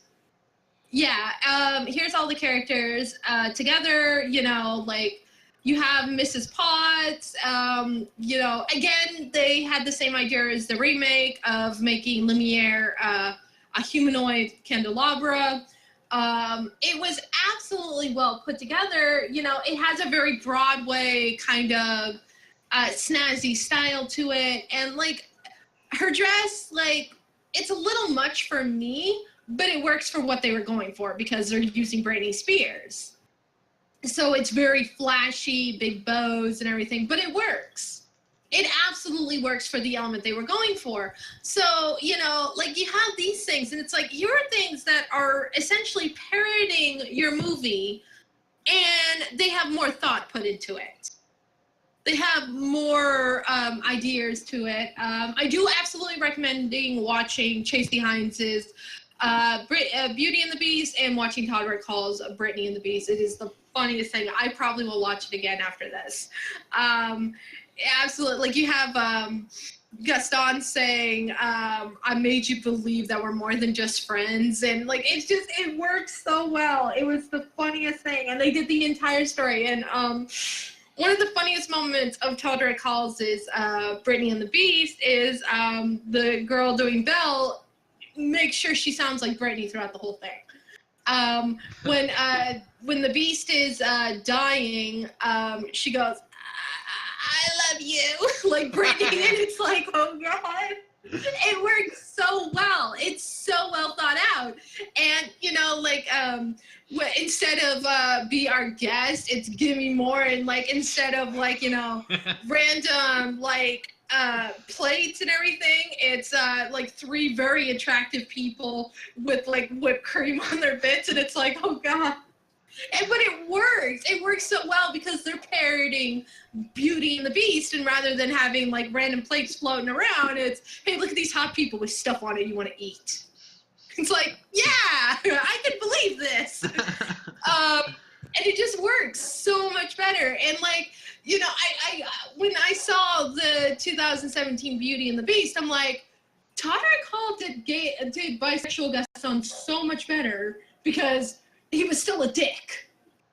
Like, he's still a horrible person, but everybody want to get on Gaston. Just like in real life. Yeah, just like real life. Like, here is a still from the Gaston Work It song. Here he is, like, look at that. Like, everybody's just like, yes, Gaston. And it works. It works because he's like, yeah, I'm still an asshole, but you want a piece of this. And it works so well because, like, you know, you can understand that all the men are like, you know what, I'd do Gaston too. He's perfect. And it worked. And, like, I find that absolutely a fascinating aspect, that this absolute parody of Beauty and the Beast introduces a far better bisexual character than a professionally made LeFou, because are we supposed to, like, does it change that Gaston's a horrible person? No. He just likes everything. He's still a jerk. And I just, like, it's absolutely fascinating. I totally recommend it to people. You are absolutely just floored by how horrible the 2017 Beauty and the Beast was. Watch Tracy Hines or Todd Call. Todd Call has a bunch of them. You have Cinderella, which is Cinderella to Beyonce.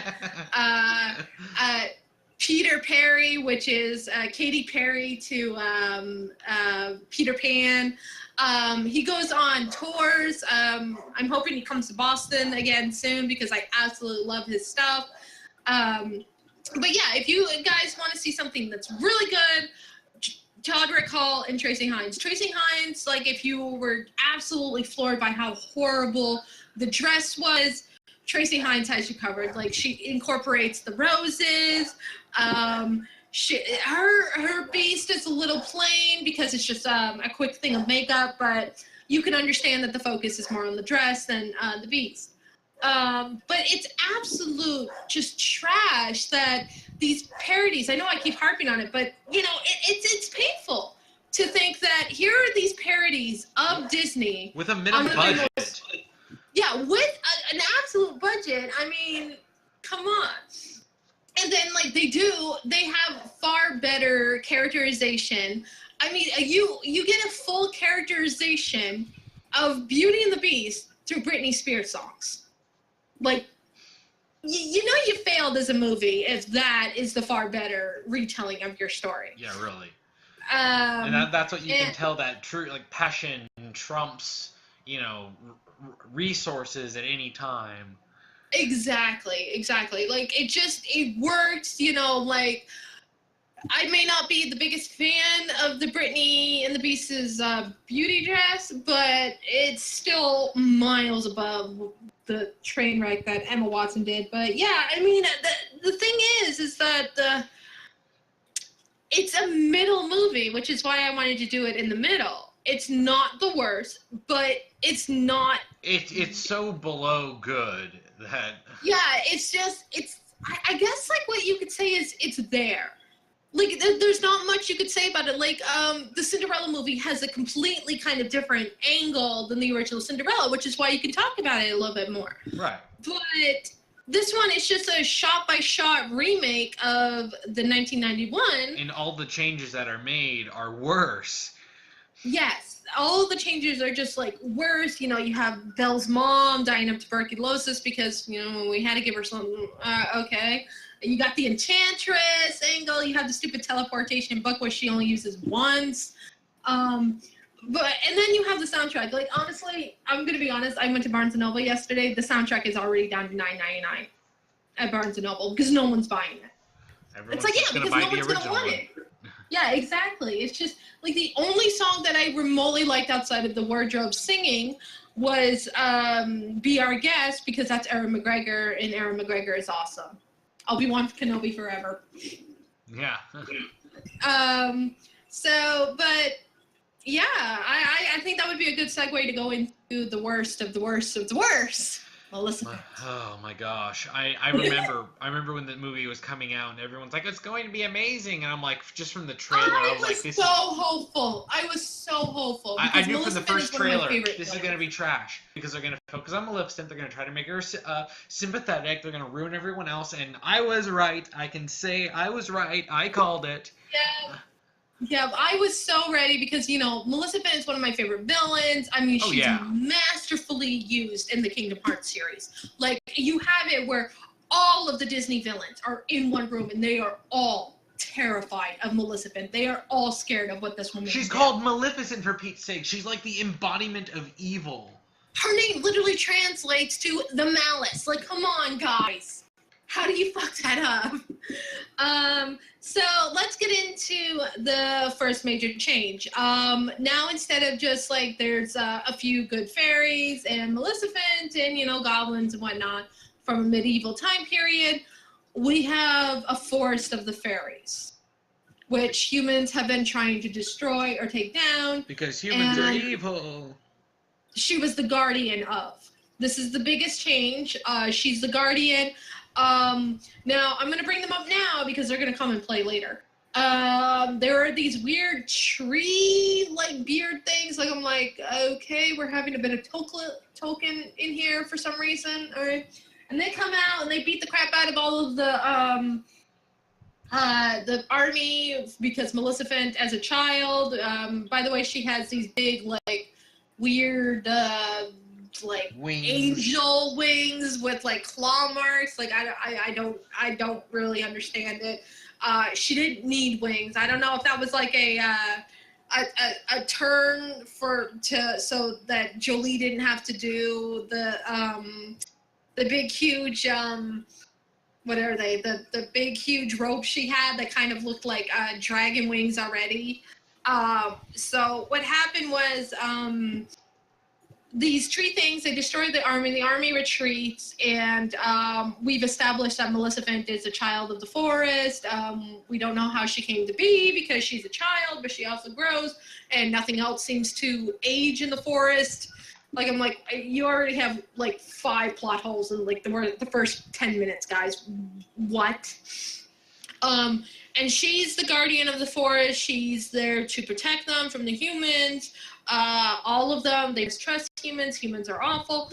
And then they get to the forest, at the edge of the forest, and we get our next biggest issue with this movie is Stefan. Oh my gosh.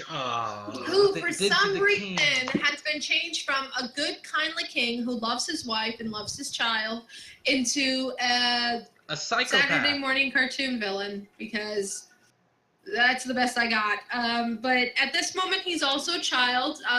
So this also implies that Maleficent, who's like the most evil of all fairies, ages like a human. So, okay, I didn't understand that. What was the forest gonna do when she died of old age? I'm like, the forest is like, I guess I'll just die. Yeah, I'm just like, I don't think you thought that out very well. So, and here the establishment of the dumber moment of the movie is that iron can kill,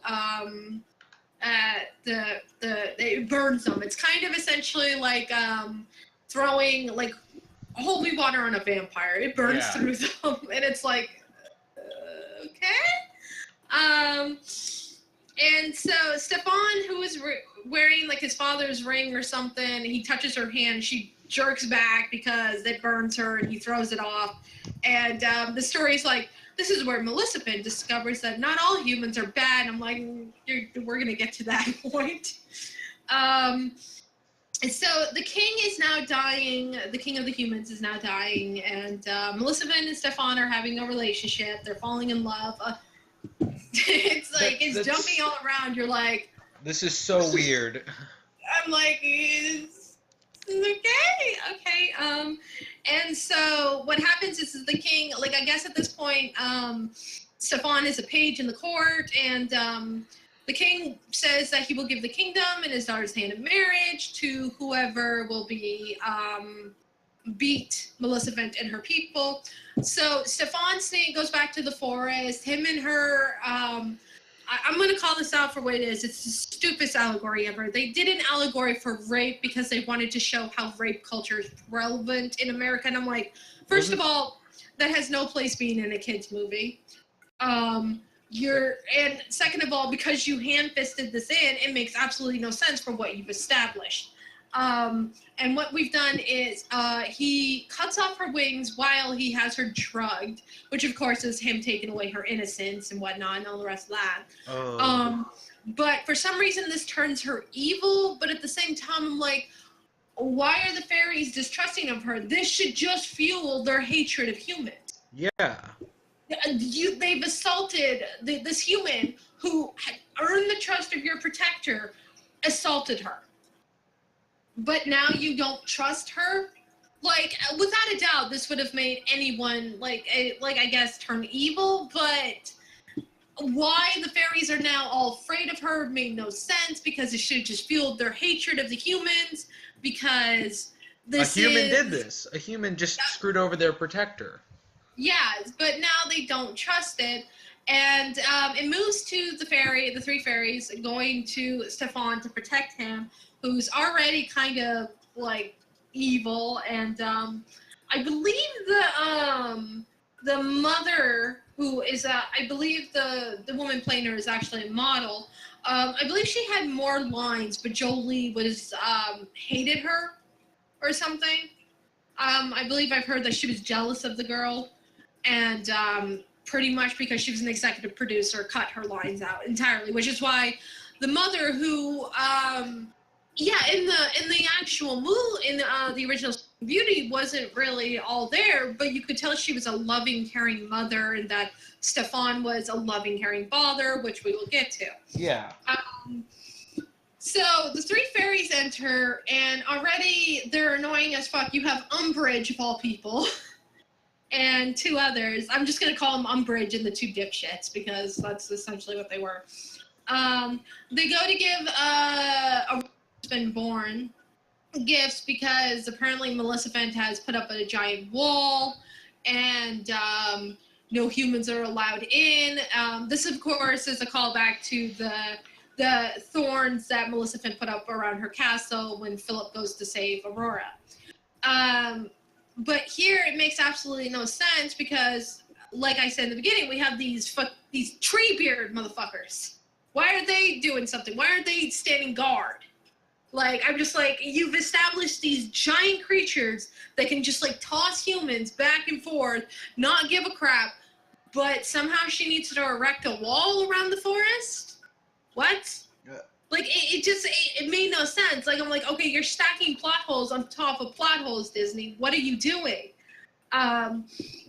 So then we move on to Stefan kind of losing it, because for some reason he talks to the wings that are still alive, and he has them encaged, and you're just like, okay. Like, I'll be the first to say, Stefan is not the most developed character in the original movie, but he still has traits. He's still a loving, caring father. Well, it's like the parents in Tangled.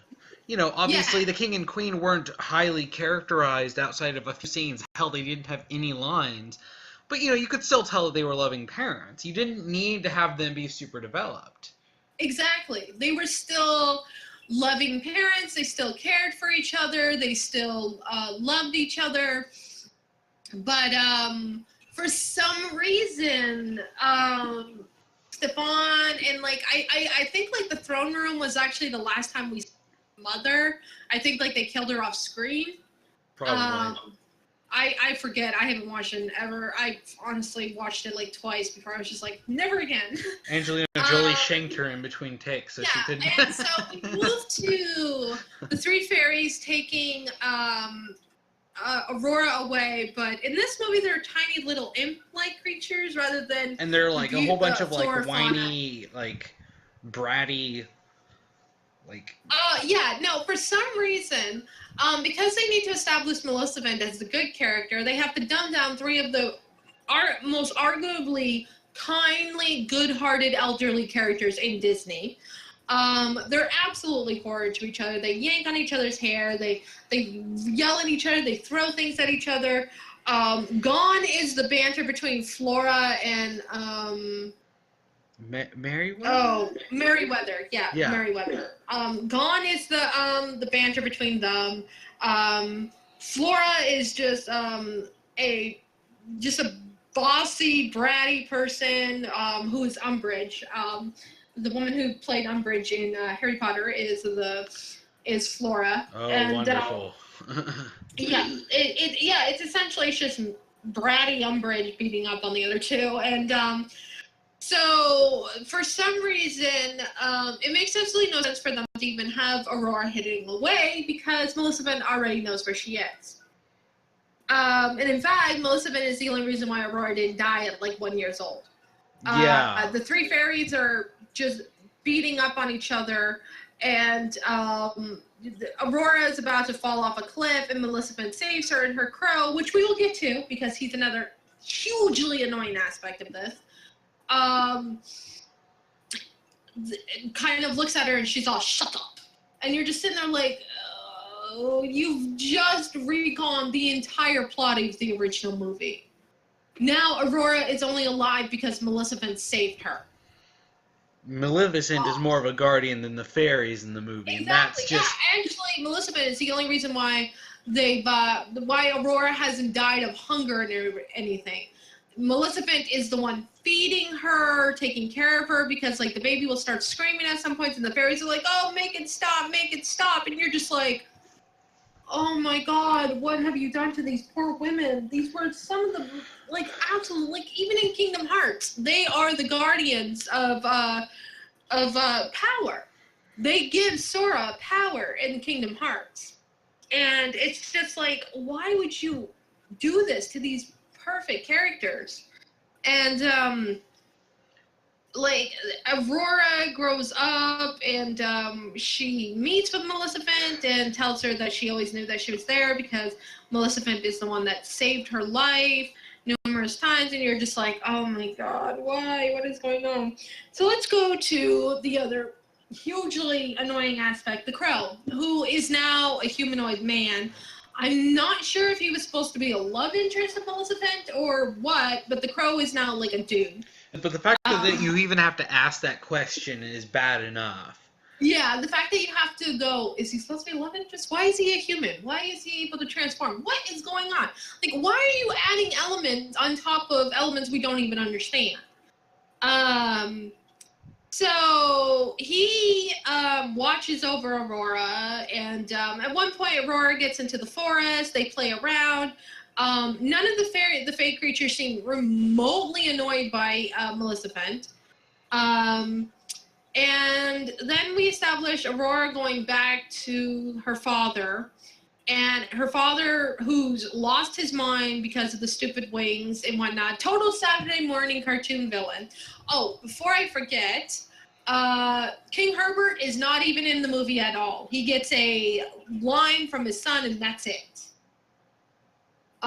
So you don't have the fun banter between Herbert and Stefan at all. Though, to be fair, with how they made this movie, Herbert would probably be some fat drunkard. She goes back. Stefan locks her away because it's too early and he doesn't want her to die.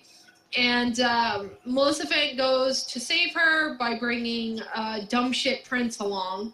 By the way, who could have been replaced with a chair for all the difference it would have made. And then we get the climax scene. I'm glossing over like Philip and Aurora meeting because it's stupid. Like they met and that's it, done. And Maleficent's curse has taken on Aurora. She goes in to save her. Stefan, who's now a complete Saturday morning cartoon villain, tries to kill her. And, okay, so here we are, fans of Maleficent going, yes, time for the dragon. She's going to turn to a badass dragon. She's going to kill everyone. No, she turns the crow into a dragon because she's trapped under iron bars. And he turns into a weird beaked dragon, blowing fire at everyone. Her wings get out. I forget if it was Aurora who brought them out or something. Someone did something. And she gets out and she throws Stefan off like the cliff or something. And then they go to Aurora, who is sleeping already. Philip tries to kiss her. And mind you, because this came out right after Frozen, we can't get the true kiss anymore. It's Maleficent who truly loves her.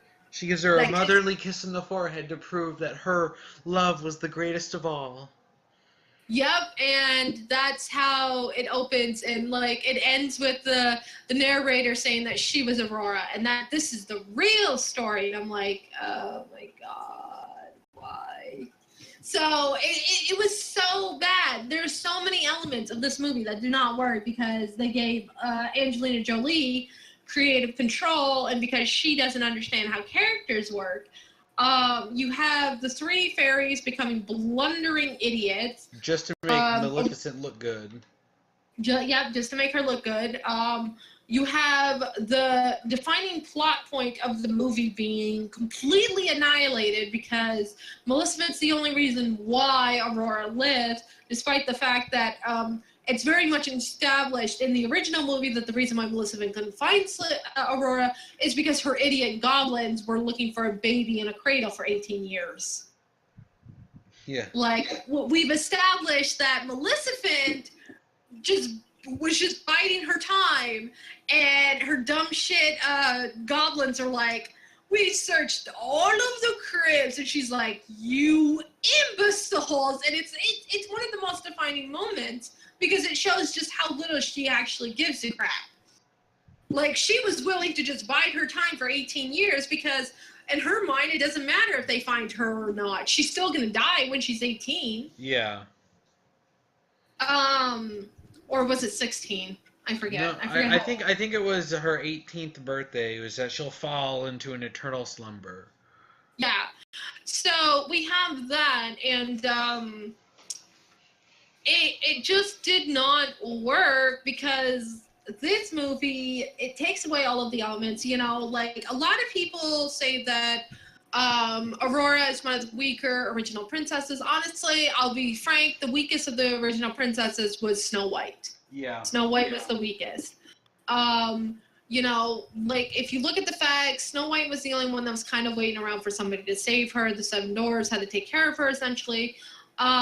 Where you have Cinderella, who did not care about the prince, just wanted to go to a party and forget about her horrible life. And then you have Aurora, who meets someone in the woods and who indulges her fantasies and dances with her. And you know, this is very much implied. This is the first contact she's had with a human besides her, what she believes is her godmother's. So, you know, of course, you know, this handsome young man takes care of her and she's gonna like him. We don't have this, unlike Cinderella, which does establish this is love, though I really don't care. I mean, who cares? She fell in love, big deal. We don't have, I know you, I've danced with you once upon a dream. And this is establishing that, you know, they've had a connection with each other because, in fact, Aurora met Philip when she was a baby. He He was. Weren't they already betrothed? Like from. Yeah, they were already betrothed. He met her when she was an infant. Yeah, he was So, like 6 or something when she was a. yeah, he was a young baby, and he was just like, okay, whatever. But it's sort of implying that, you know, even though she was a baby herself, she remembers him slightly. Which I don't think really works with babies, because once it's out of their peripheral vision, it's gone. But it wasn't really establishing that they were in love right off the bat. It was just that they kind of sort of had a connection to each other, and they were, you know, enjoying each other's company. And she doesn't know that Philip is the prince. She just thinks he's a nice young man she met in the forest, and she's heartbroken to find out that she's a princess and she's never going to see this guy again. She's not going to be able to say goodbye, I'm sorry, but things came up. Yeah. You know, these are elements that are completely lost in Maleficent, because Maleficent's the only reason why Aurora isn't dead. Philip just kind of exists to be there and look pretty, and that's it. There's so many elements that just did not work. And I mean, we had to completely annihilate Stefan's character, what little there was, to make him the villain, because Jolene just kind of runs around, looks coy, does her perfect Maleficent impersonation, yeah. And then she just kind of daughters off and does whatever the hell she wants. Like, the movie had to make a villain out of something.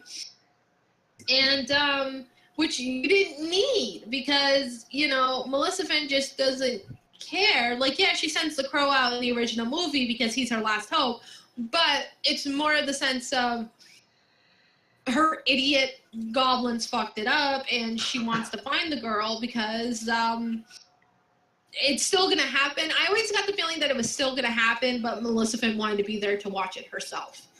Yeah. And then you have Philip being kidnapped by Maleficent, which is retconned into her taking him to Aurora rather than her setting up the scene herself, because she wants the attention for herself. And you have the good fairies blading Philip's sword, his shield, and you have Maleficent saying that all the powers of hell and that she's going to destroy him.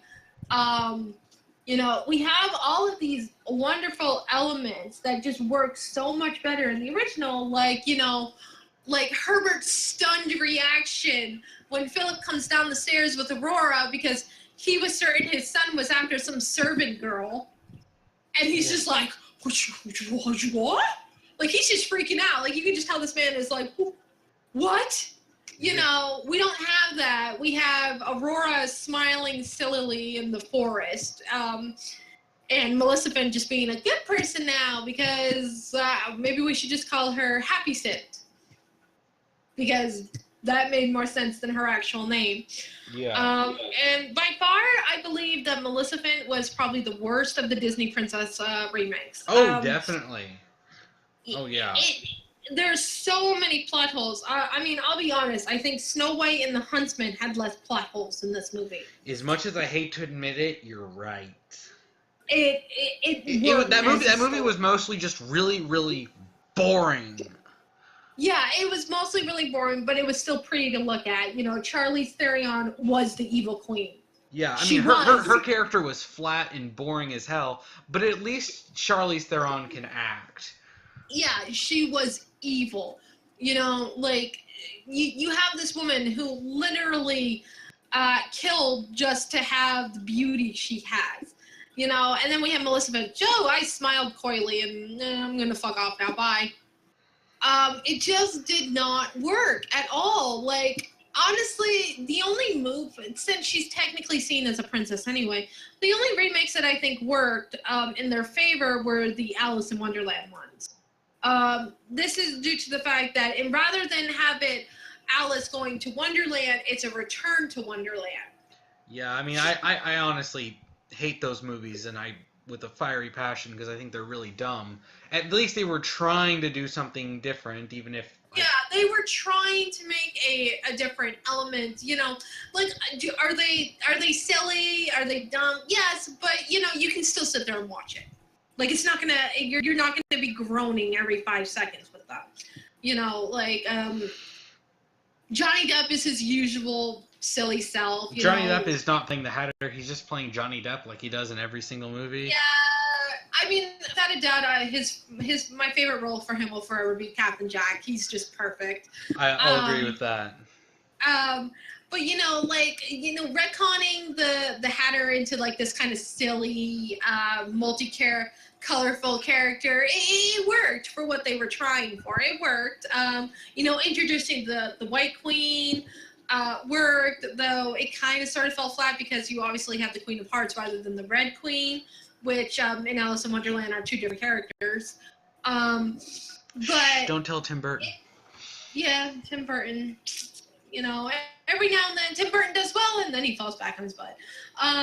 But if anything, I think the Alice in Wonderlands are probably the strongest of the Disney princess remakes, since technically Alice is seen as a Disney princess. I don't know why, but she is. Yeah.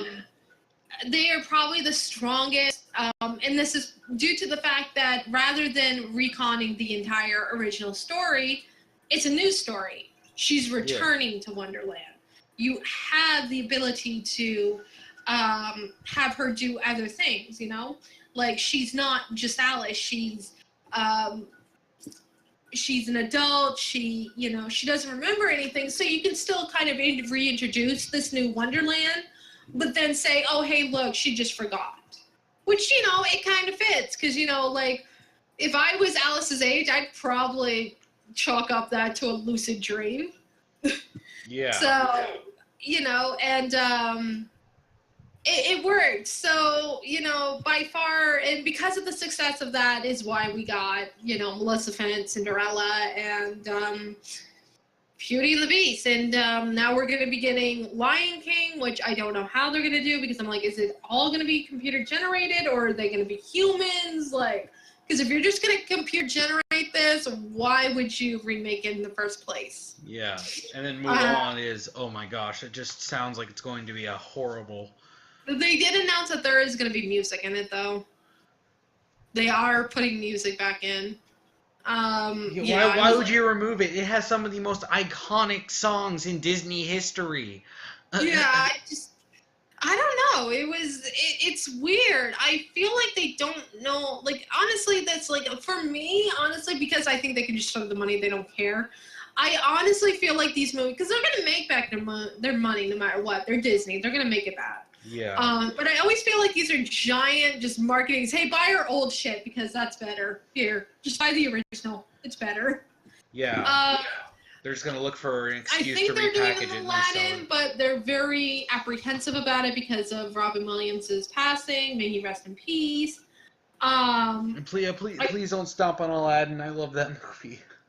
I know they want to, but I've heard that it's just kind of in development hell because a lot of people don't want to touch it because of Robin Williams' passing. Yeah. And which makes sense. There's never going to be another genie. No. And anyone else that would be doing it. I really want to do The Little Mermaid, but that's also in development hell. Honestly, I say leave it alone. Leave Little Mermaid alone. Ariel does not need changing. It's a classic movie. You could improve it, but there's really no point. And I said this in my video too, that sure, you could pick out a couple things that you could improve, but is it really worth remaking it in live action just to change a couple things? Yeah, exactly.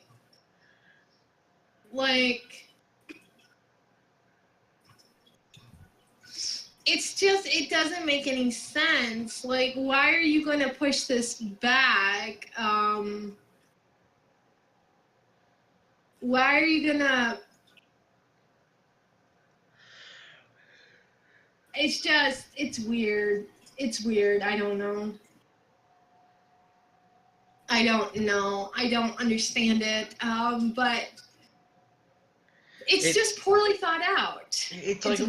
They're not putting any thought into it. They're literally just, all right, let's throw a bunch of money at this and just simply use the fact that these are remakes of some of our most popular movies just to sell more money, just to get more money from people. Exactly. It's very poorly thought out. They don't know what they want. They just... They're just throwing something together and going, oh, yeah, that works, bye. I have no idea what they were thinking. I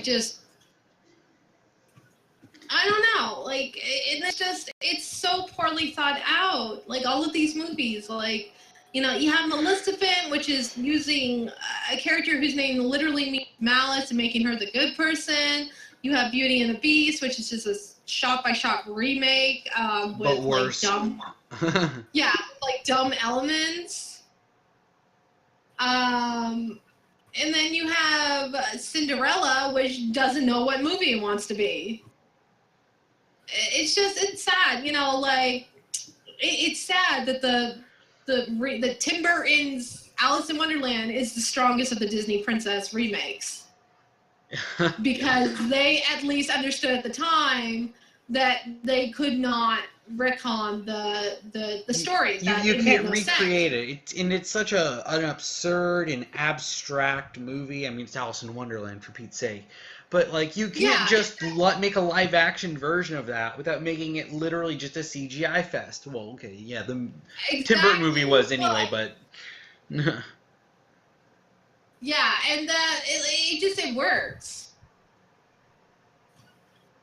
It works so much better, but I don't know. I mean, I don't know what else we can say about it. I mean, these movies, they fell apart. Maleficent had so many plot holes, and that, like, nothing is settled in the end.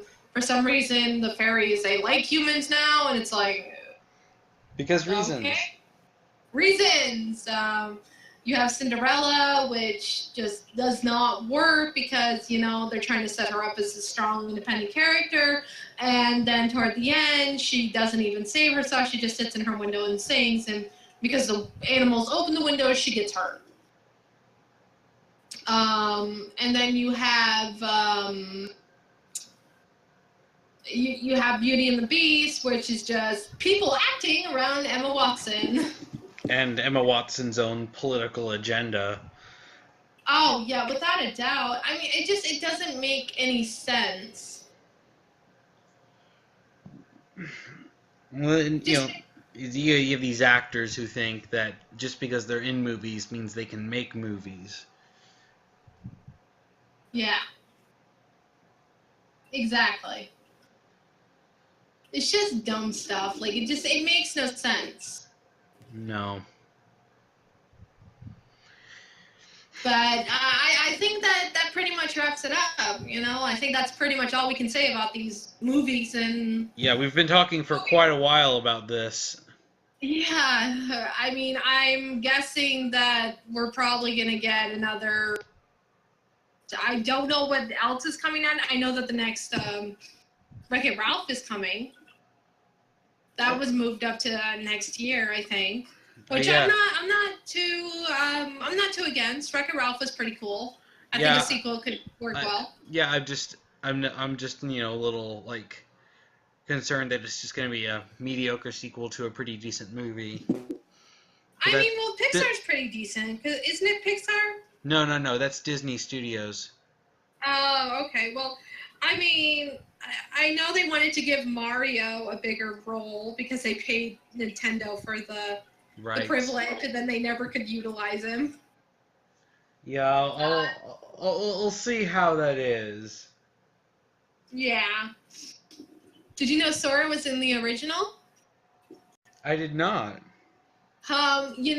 Tappers. You can see Sora on one of the bars. Oh. He's sitting there, and he raises his hand up for a beer. Oh, well, now I'm gonna have to go back and rewatch Wreck-It Ralph for that. Yeah, he's actually there. It's actually pretty funny. But yeah, so I guess that's pretty much all I can say about the movies. Yeah. So thank you for doing this with me, and no problem. So yeah, we'll try to get this edited and up as soon as possible. All right, I'll talk to you later. All right, see ya. Bye. Bye. All right, and that's really it for this. Apologize for the length, but thank you for watching.